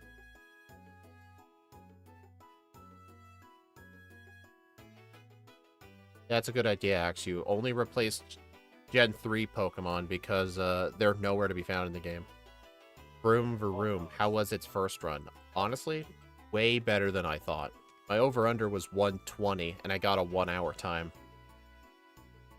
Although this run, I forgot to get the bike voucher, but I don't want to run back to Vermilion, so I'm just gonna have to run through Rock Tunnel.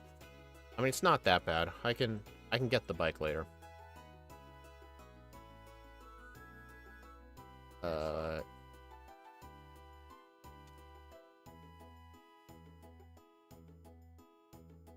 Do you put anything on your select button? Yeah, the bike. Okay. But like besides the bike?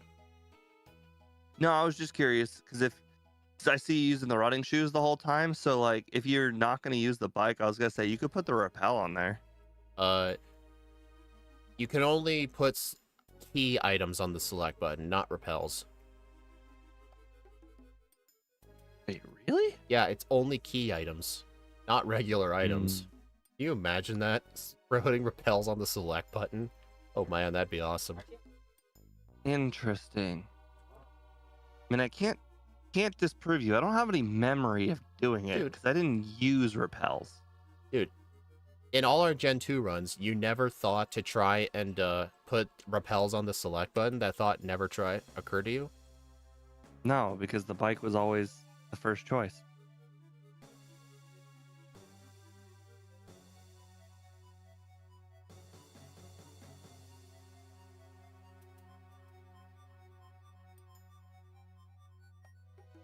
Yeah, M. Tiberius hasn't really done a backport with us in quite a while, actually.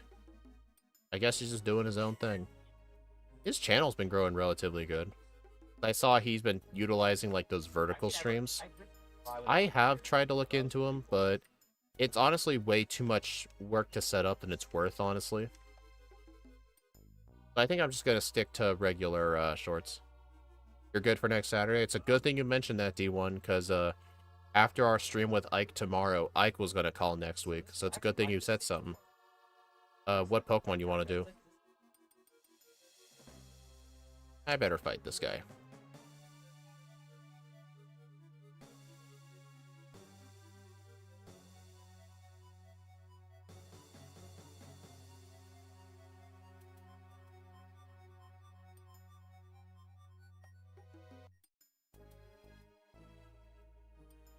They'll shoot a message? Okay. If you're not comfortable saying it here, that's fine.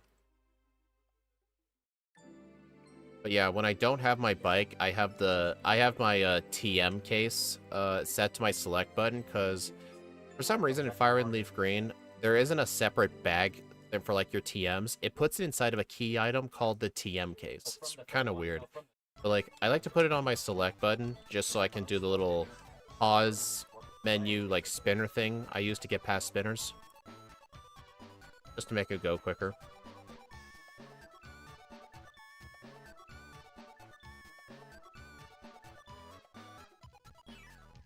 Tapu Bulu. Oh, I remember that.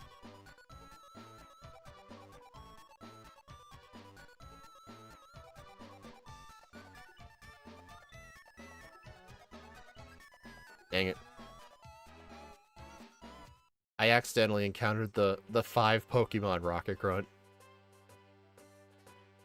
No, such a time waste. I'm losing time. No.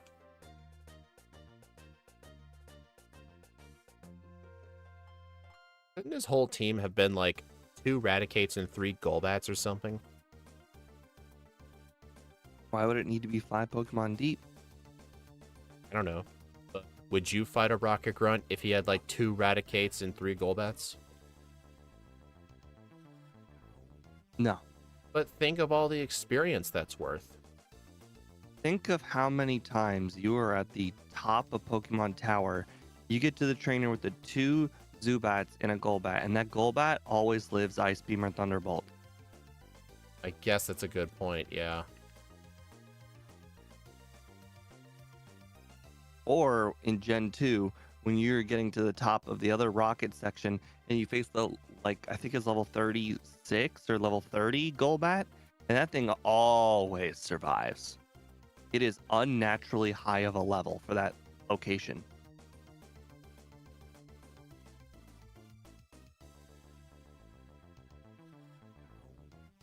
I don't know if Tapu Bulu would get Swords Dance. I don't know what its level up set is. I've never used one.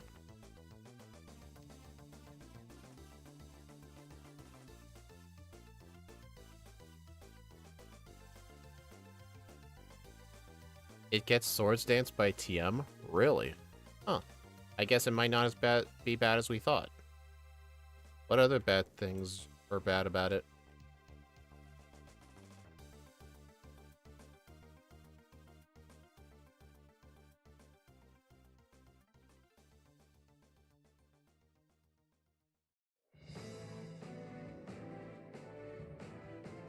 Four times weak to poison. What typing is Tapu Bulu? He's right, it does get Swords Dance. What type is it? Grass Fairy. Oh, yeah, that is 4 times weak to poison. It has a lot of weaknesses. Oh, Gen 1, 4 times weakness to poison? Koga's gonna be awful. Unless we get a good move for it. Good question. I mean, yeah, we can get Swords Dance, but well, will we have time before his coughing tries to use Sludge? Because that thing hurts. Especially if we're 4 times weak, it'll probably one-shot us. All right. No ground move. And no psychic. So, Koga will be a nightmare. Okay, yeah, that'll be bad. Blaine might be an issue. No, never mind. I take that back.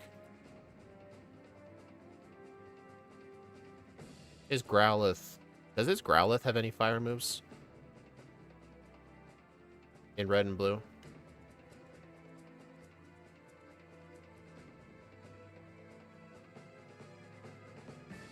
Alright, gotta go get the bike voucher. Oh, interesting. It starts with withdraw. I think all the Tapus will start with it, because they're like in a shell. Swords Dance and Twin Needle. No.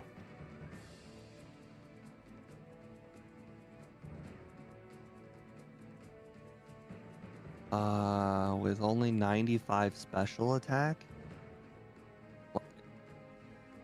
In slow level up group? Ah, boy.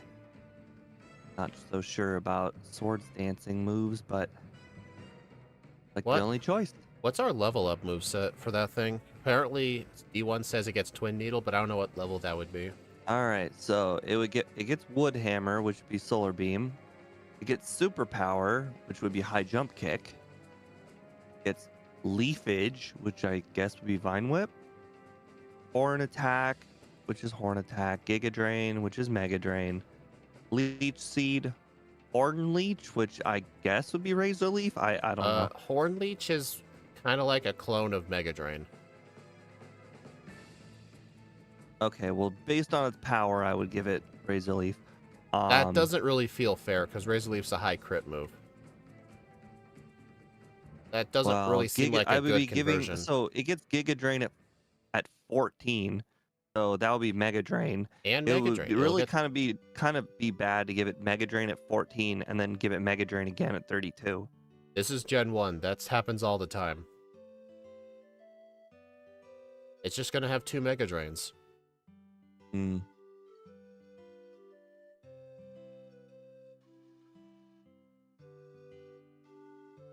Oh, look. Nature's Madness is Super Fang. Woodhammer is more fitting for Razor Leaf. In the past, we didn't do that because Woodhammer and Solar Beam are both actual 120 power moves. So it's a clean conversion. Oh, Lulu will absolutely be better than Coco. Zen Headbutt at 48. No other psychic move. Then Headbutt, well, there's our Psychic. Wait, level 48. Yeah, 48. You're not going to get there. Well, does it get any bug moves? Mega Horn at 53. Well, D1, I guess you have to get to level 53 for Koga. Imagine if he tries to use Swords Dance Twin Needle in the League.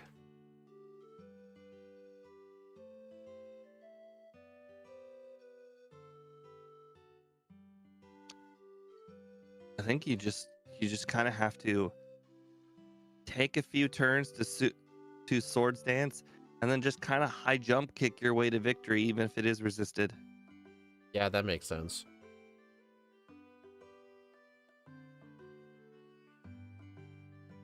Oh, it gets Or Rock Body Slide. Slam. Does it get the I guess TM Body for Slam Rock Slide? Body Slam would be neutral. Let's see. Rock.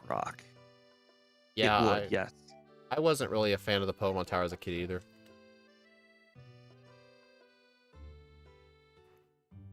Felt like a weird place to be in. What do you mean by evolve it? What are we talking about?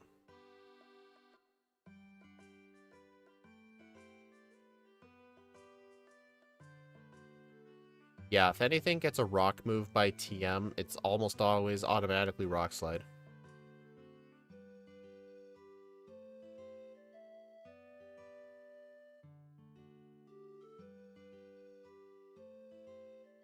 Luckily, this one just straight up gets Rock Slide.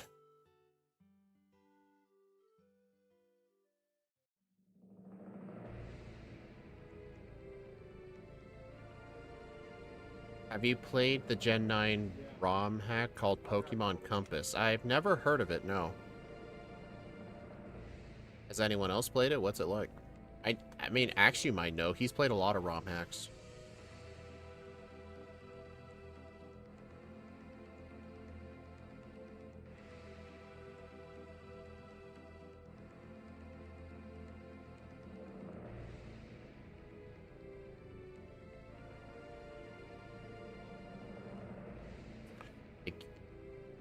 It gets Smart Strike, which is a 70 steel move that can't miss, which is Swift. Yep, that would be Swift. Especially since it's Gen 1 where there's no steel moves. Yeah. Any type that doesn't exist is converted to normal. Although, Steve wanted to try and break the rule a couple of times by making the Fairy type the Psychic type. We had to tell him, no, we have to be consistent on this. Otherwise, we'd make Steel types like Rock type moves or something.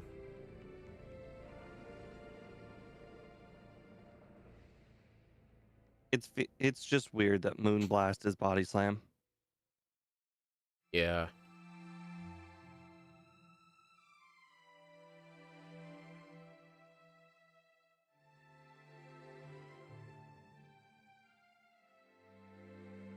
Oh, I didn't buy super repels.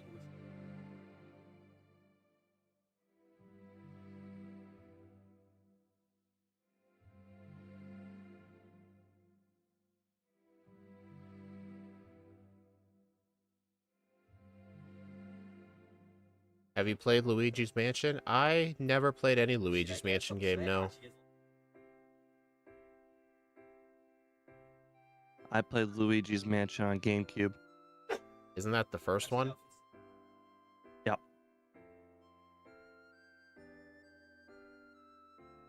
That's funny. As a kid, we had a lot of Nintendo consoles. Like, we had the N64, we had the Wii, 3DS, the DS. We never owned a GameCube. Now My that you ol- point it out, I have owned every Nintendo console from the N64 to newer, except for the original DS, but I did have a 3DS. Yeah, if you have the 3DS, there's no reason for a DS unless you want to play like Game Boy Advance games. But honestly, an old GBA, like the actual GBA, can play Game Boy games.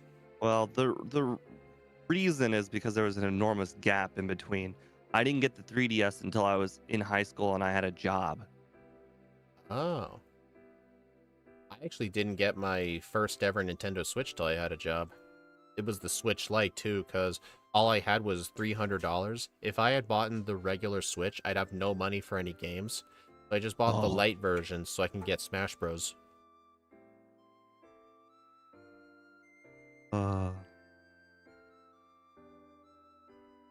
Okay, Koga was kind of scary because his first coughing lived a meteor mesh, but it was fine.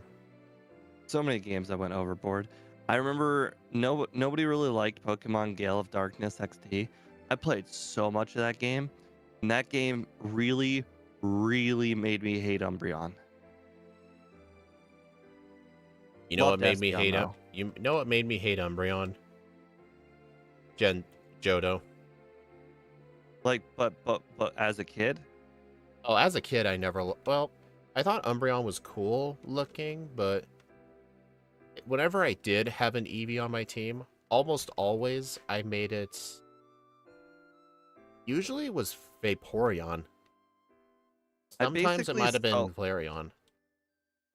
basically solo run Pokemon Gale of Darkness. Even though the game was a double battle only game, I basically put Pokemon that needed to be converted to the light or the good side on my party, but I would never ever use them.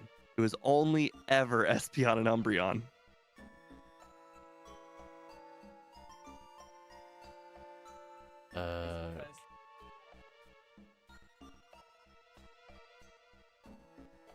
You had NES, SNES, N64, Wii, and Switch. For handheld, I had Game Boy, Game Boy Color, Pikachu Edition, Game Boy Color, Game Boy Advance SP, and never any DS or GameCube or Wii U.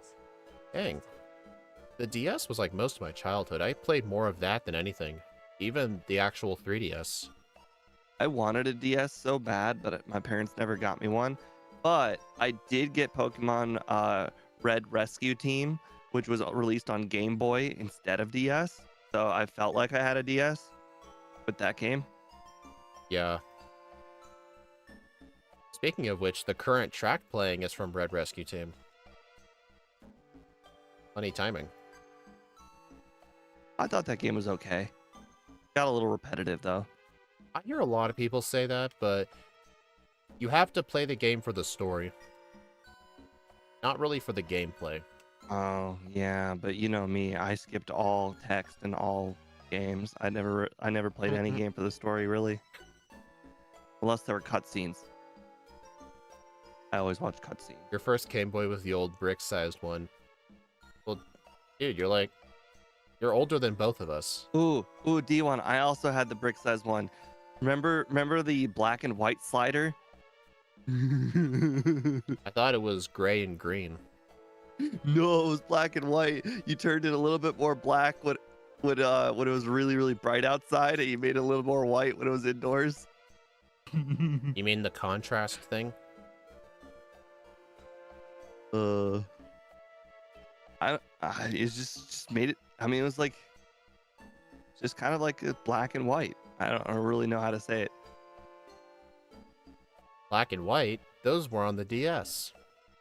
And they exist.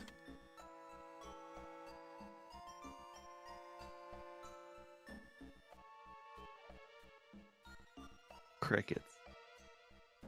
You know you're in the Discord call. You can play the cricket sound effect. That's all right. Yep, get the Sylph candy. Yeah, D1, this guy says that black and white don't exist. They're not real Pokemon games. Notice how there's no remakes for them? I hate you so much. You know, the funny thing is they might go into existence if they make a remake for it. They would have, but for some reason they decided to do another game in X in Kalos instead. Right, exactly. This makes sense.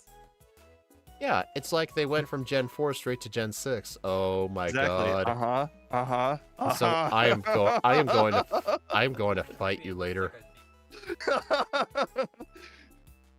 I'm going to fight you later. I mean, for the most part, Gen 4 never really existed much to me, but I did buy it real late. But I only finished it one time. Another But I funny did thing, play my the first Pokemon remakes of game them. was Yellow, but it was in English, and me as a little German kid, I have no clue, and you still beat it. Nice. Well, Yokai, if you were playing Gold and Silver, I think that would be a lot more difficult. As a person who didn't read the dialogue, even though he spoke English, I can tell you that Gold and Silver's post-game is a nightmare if you don't read any of the text. You know, interesting enough, when I was a kid, I was the opposite. I just read everything. Like, I was just real slow and just read. No, I didn't read anything. Gold and Silver you had in German. Good for you. Gen 2 is where I developed my talk to everybody but read nothing skill. That's how I figured out, how to get fly and all of that. I just developed the skill of talking to everybody. And then if you get stuck again, talk to everybody again. Yep, that's how it works. It's exactly how it worked. Would you play the new Legends game when it comes out? Or did you not play Legends Arceus? I actually have on my Switch right now Violet. How long was this? I got it a week ago, so I dusted out the Switch when the new Mario Party game came out, and I got my brother to re-hack my Switch and get Violet and the new Mario Party game for free. Obviously, didn't pay a penny for either one of them. Even though the new Mario Party came out this week, I have a version of it that I paid $0 for. Just saying. Anyways, I played 2 games of Mario Party. I was really disappointed at how slow the game is. Like, animations take a long time. The text kind of takes a long time. They really go into the aesthetic feeling of the game instead of the old Mario Parties where it's like you click the dice block, you move the spaces, and your turn is over. Yeah, I tried to play the original Mario Party 1 somewhat relatively recently. I played so much Mario Party 1. It was kind of hard for me to get it. It was kind of hard for me to get into. Oh, Mario Party 1 is the most different of all of the Mario Party games because when you play 2v2s, the losers take coins from the victors. When you play 1v3, the losers take coins from the victor. Or the other way around. The winners take coins from the losers, my bad. Anyways, basically, you didn't actually win coins unless it was a 4-player minigame. So Everybody's it was a real... me. It was more of a board game aspect in Mario Party 1. Plus, Bowser had absolutely no shits to give. This guy, you land on a Bowser space, you expected to lose a star or all of your coins. There was no in between. I know. The sad part is one of the maps, as you go down to the middle, and they put the star right past Bowser, so you had to walk past him, and it was the worst. Tempting.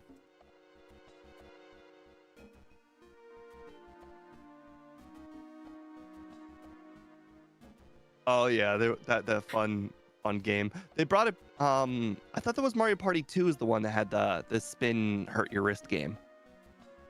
It was one of the ones on the N64. I played a lot of 2. Oh, I played the most 2, followed by the second most amount of 7, and then the third most amount on 1, and then like a large equal amount of the rest of the ones on the GameCube. Yeah, actually, I'm not gonna be training before Blaine. I'm using all my rare candies. Doing the same strat as last time. But this time, I've got 9 candies. You lost so much skin on your hand because of Mario Party 1.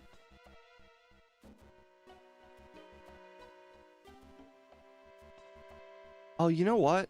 I think Mario Party 1 Citrus did berry. have the hand hurt your skin game.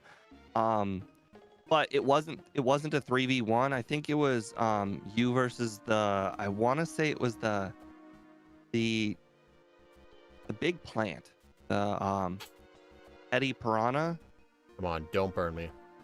And then in Mario Party 2, it was 1v3, but the 1 was in the Bowser costume.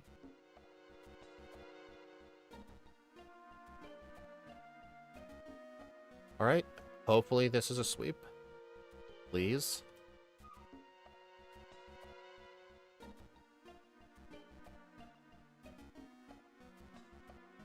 Yes. No Nice. resets on Blaine, and I'm already 2.5 minutes ahead. But I did have a lot of resets on Giovanni too. So I just need to get lucky. Okay, then I must have been wrong. I played a lot of both. I actually played so much Mario Party 1 in order to unlock everything. I realized the game gave you the currency based on how many actual real players were playing. So I plugged in 4 controllers and I played myself 4 times. Just to unlock everything, because I remember you needed to buy like everything in the store to unlock Bowser's Island map or something. Like it took a long time to get the final map. Or the final difficulty, one of those two. Well, this is already off to a good start. But yeah, the original like red and blue rescue team, I had blue rescue team on the DS because not just because I had a DS, we found the game randomly at a yard sale. I remember my mom bought us it was like me and my brother was like a giant tin of like Pokemon cards somebody had at a at a yard sale. And it was a lot of cards from like the 2003 to 2006 era. And then for some reason, inside that tin, there was a random copy of Blue Rescue Team. It had some other kid's name written on the back of it. I think it's still written there to this day. What a nice score. What are you talking about? What game? No, you got. Oh, I got a thought you were free watching. game. Oh, yeah. But I think at the time I had the second Mystery Dungeon games, Explorers. I had Explorers of Time as a kid, and I really loved that game. But Blue Rescue Team just felt way too different because it was technically the first game in the series. It's kind of like when your first game is the You third have one 6 and you go PP. straight to the. Thanks for reminding me of that. Thanks. As I say, if you missed one, you weren't gonna win. Yo, I was not. Well, then again, if I miss one, I'm gonna die. Well, you can survive one. Surprisingly.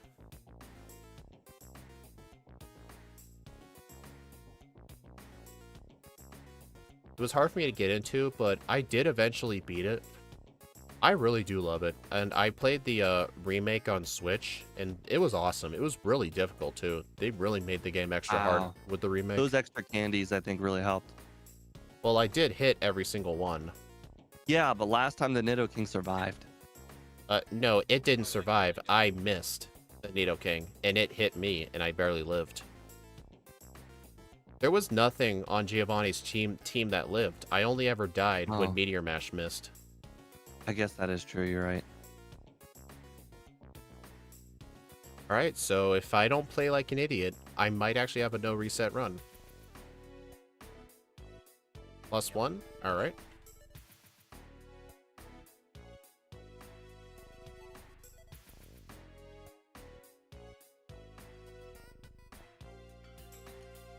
You lied to me, Axu. I should have done +2. Great. Alright, I'm gonna need an extra Dragon Dance to make up for that.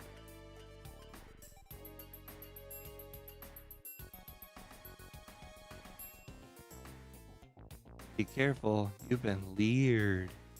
Oh no. Wow, that Rhyhorn does not have Earthquake. No, it doesn't have any ground moves. Got Rock Blast, though, if I ever use a fire type.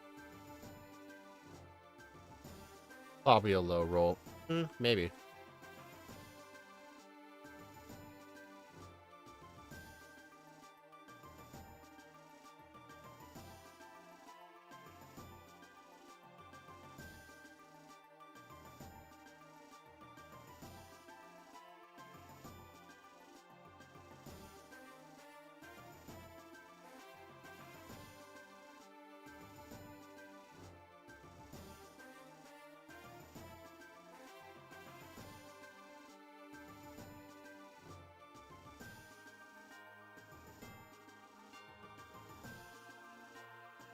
Yeah, but Steve, if you ever want to, like, at any point play Mystery Dungeon again, they did remake the original on the Switch if you want to get that.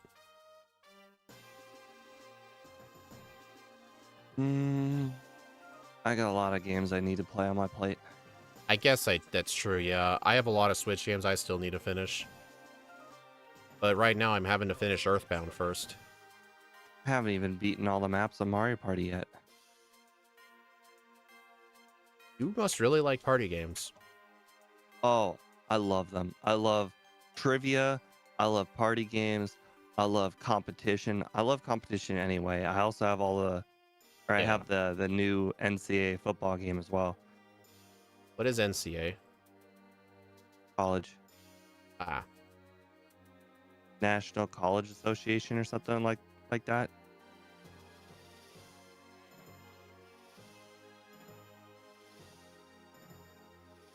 Oh, okay. If you like Banjo-Tooie, I did hear that the creators of Banjo-Tooie created another game. It had a frog and another partner, but I unfortunately can't remember what it was called. The +3 if you're using Sledge Bomb Hunter, +2 for Dugong, and set up one more on Cloister. Good idea. They have a different studio name, but it is the creators of Banjo-Kazooie.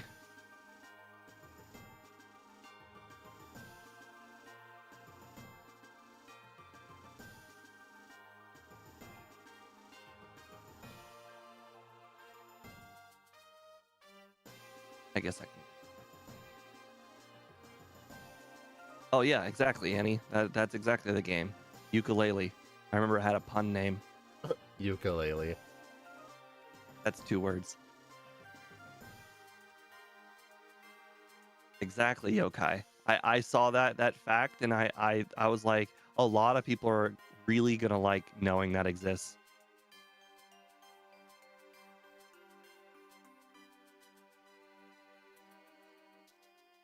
+2 for Bruno, Meteor Mash the Onyx, Sledge Bomb the Fighters.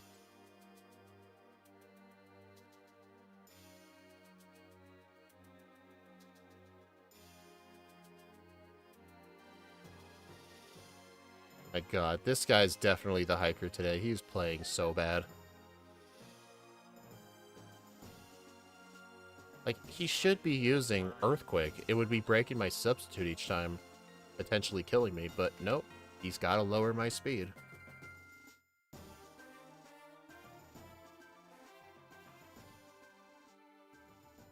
I actually read a statement from Nintendo. This doesn't reveal anything, but it did say that NSO subscribers are going to have an exciting 2025, so it kind of makes me wonder what kind of games they'd announce.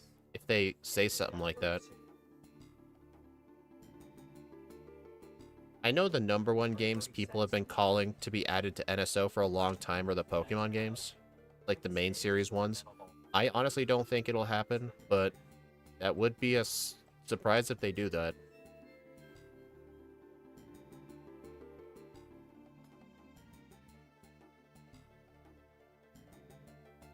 Yeah, yeah, the +3 here might have been unnecessary. Hey, I actually, even without the Dragon Dances, I outspeed that Gengar. Oh, connectable to the stadium games? Probably, that would probably never happen.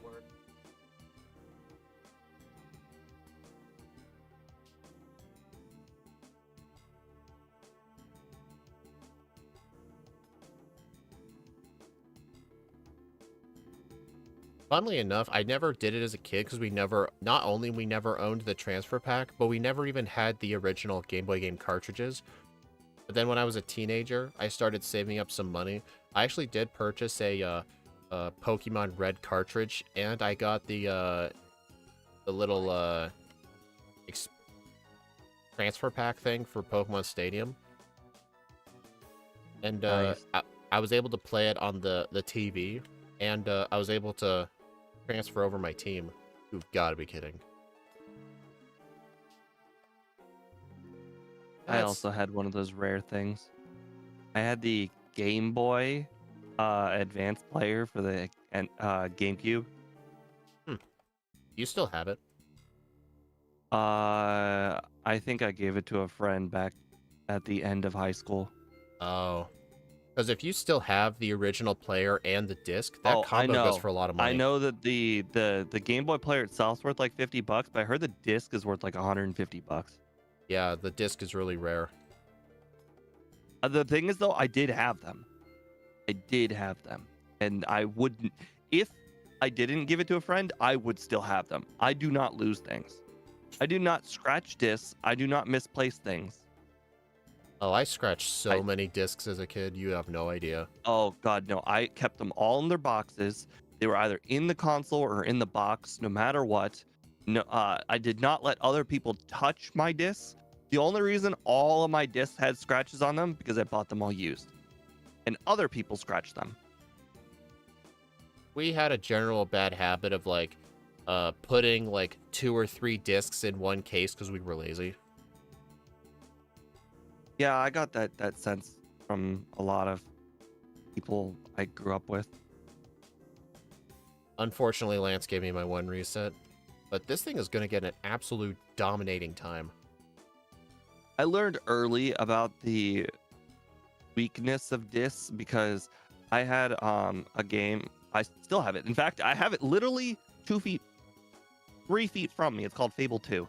I think I've heard of that. It's super scratched up. I went to like a DVD store, place that sells like DVDs, like Family Video or whatever. Yeah. And I had them professionally clean Fable 2. And I had them clean it like multiple times. But essentially, after the childhood part of the game, there's this part where as soon as you turn into an adult, it's a 50-50 chance the game will crash and you will have to start over or you'll get past that part because that part of the game is so incredibly scratched that you have no better than a 50-50 chance to get past it. I remember we would always have our DVD movies scratched up really bad, and it would always freeze at the exact same part every time because of where the scratch was. Right, exactly. 5546. Okay, well, I should probably open all my stuff. Yep. I'll make sure to have the redirect go over to your stream, but first, let's put this on the leaderboard. This is 4 minutes and 19 seconds faster than my my first run. Only 1 reset too. This thing played incredibly well. All right, I'm gonna go add this to the leaderboard really quick. All right, I'll put 9:08 as the start time.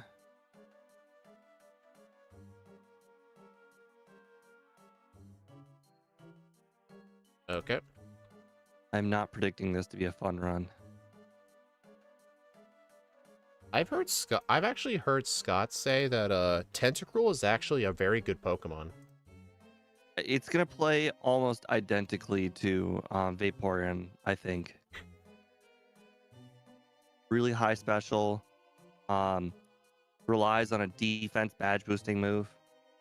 Mostly uses Surf and Ice Beam. I think it's gonna play very similar. Only difference is this is a slow level up group, but it does start with Rat versus Vaporeon, which started with I mean, Water Gun.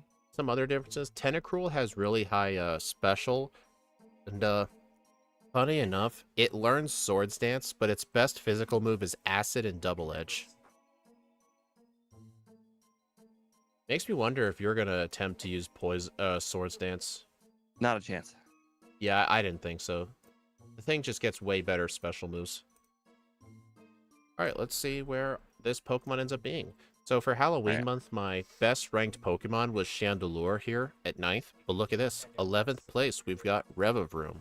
It did a couple minutes better than Mega Charizard Y. That is incredibly surprising, but honestly, that might just be a lack of experience, because I feel like Mega Charizard Y can get a super good time if I did it again, but I'm not going to do it again. But Togekiss overall was really good. It was in the fast experience group, so honestly, I feel like I could have gotten a better time with it. I don't remember what really stopped it from getting a good time. But, yeah, thank you all for stopping by, everyone. I do appreciate it. The next stream will be tomorrow, where Ike the Killer will join us with Rotom Wash Form. So, stick around. In just a moment, you'll all be redirected to Steve's stream, which should be live right now.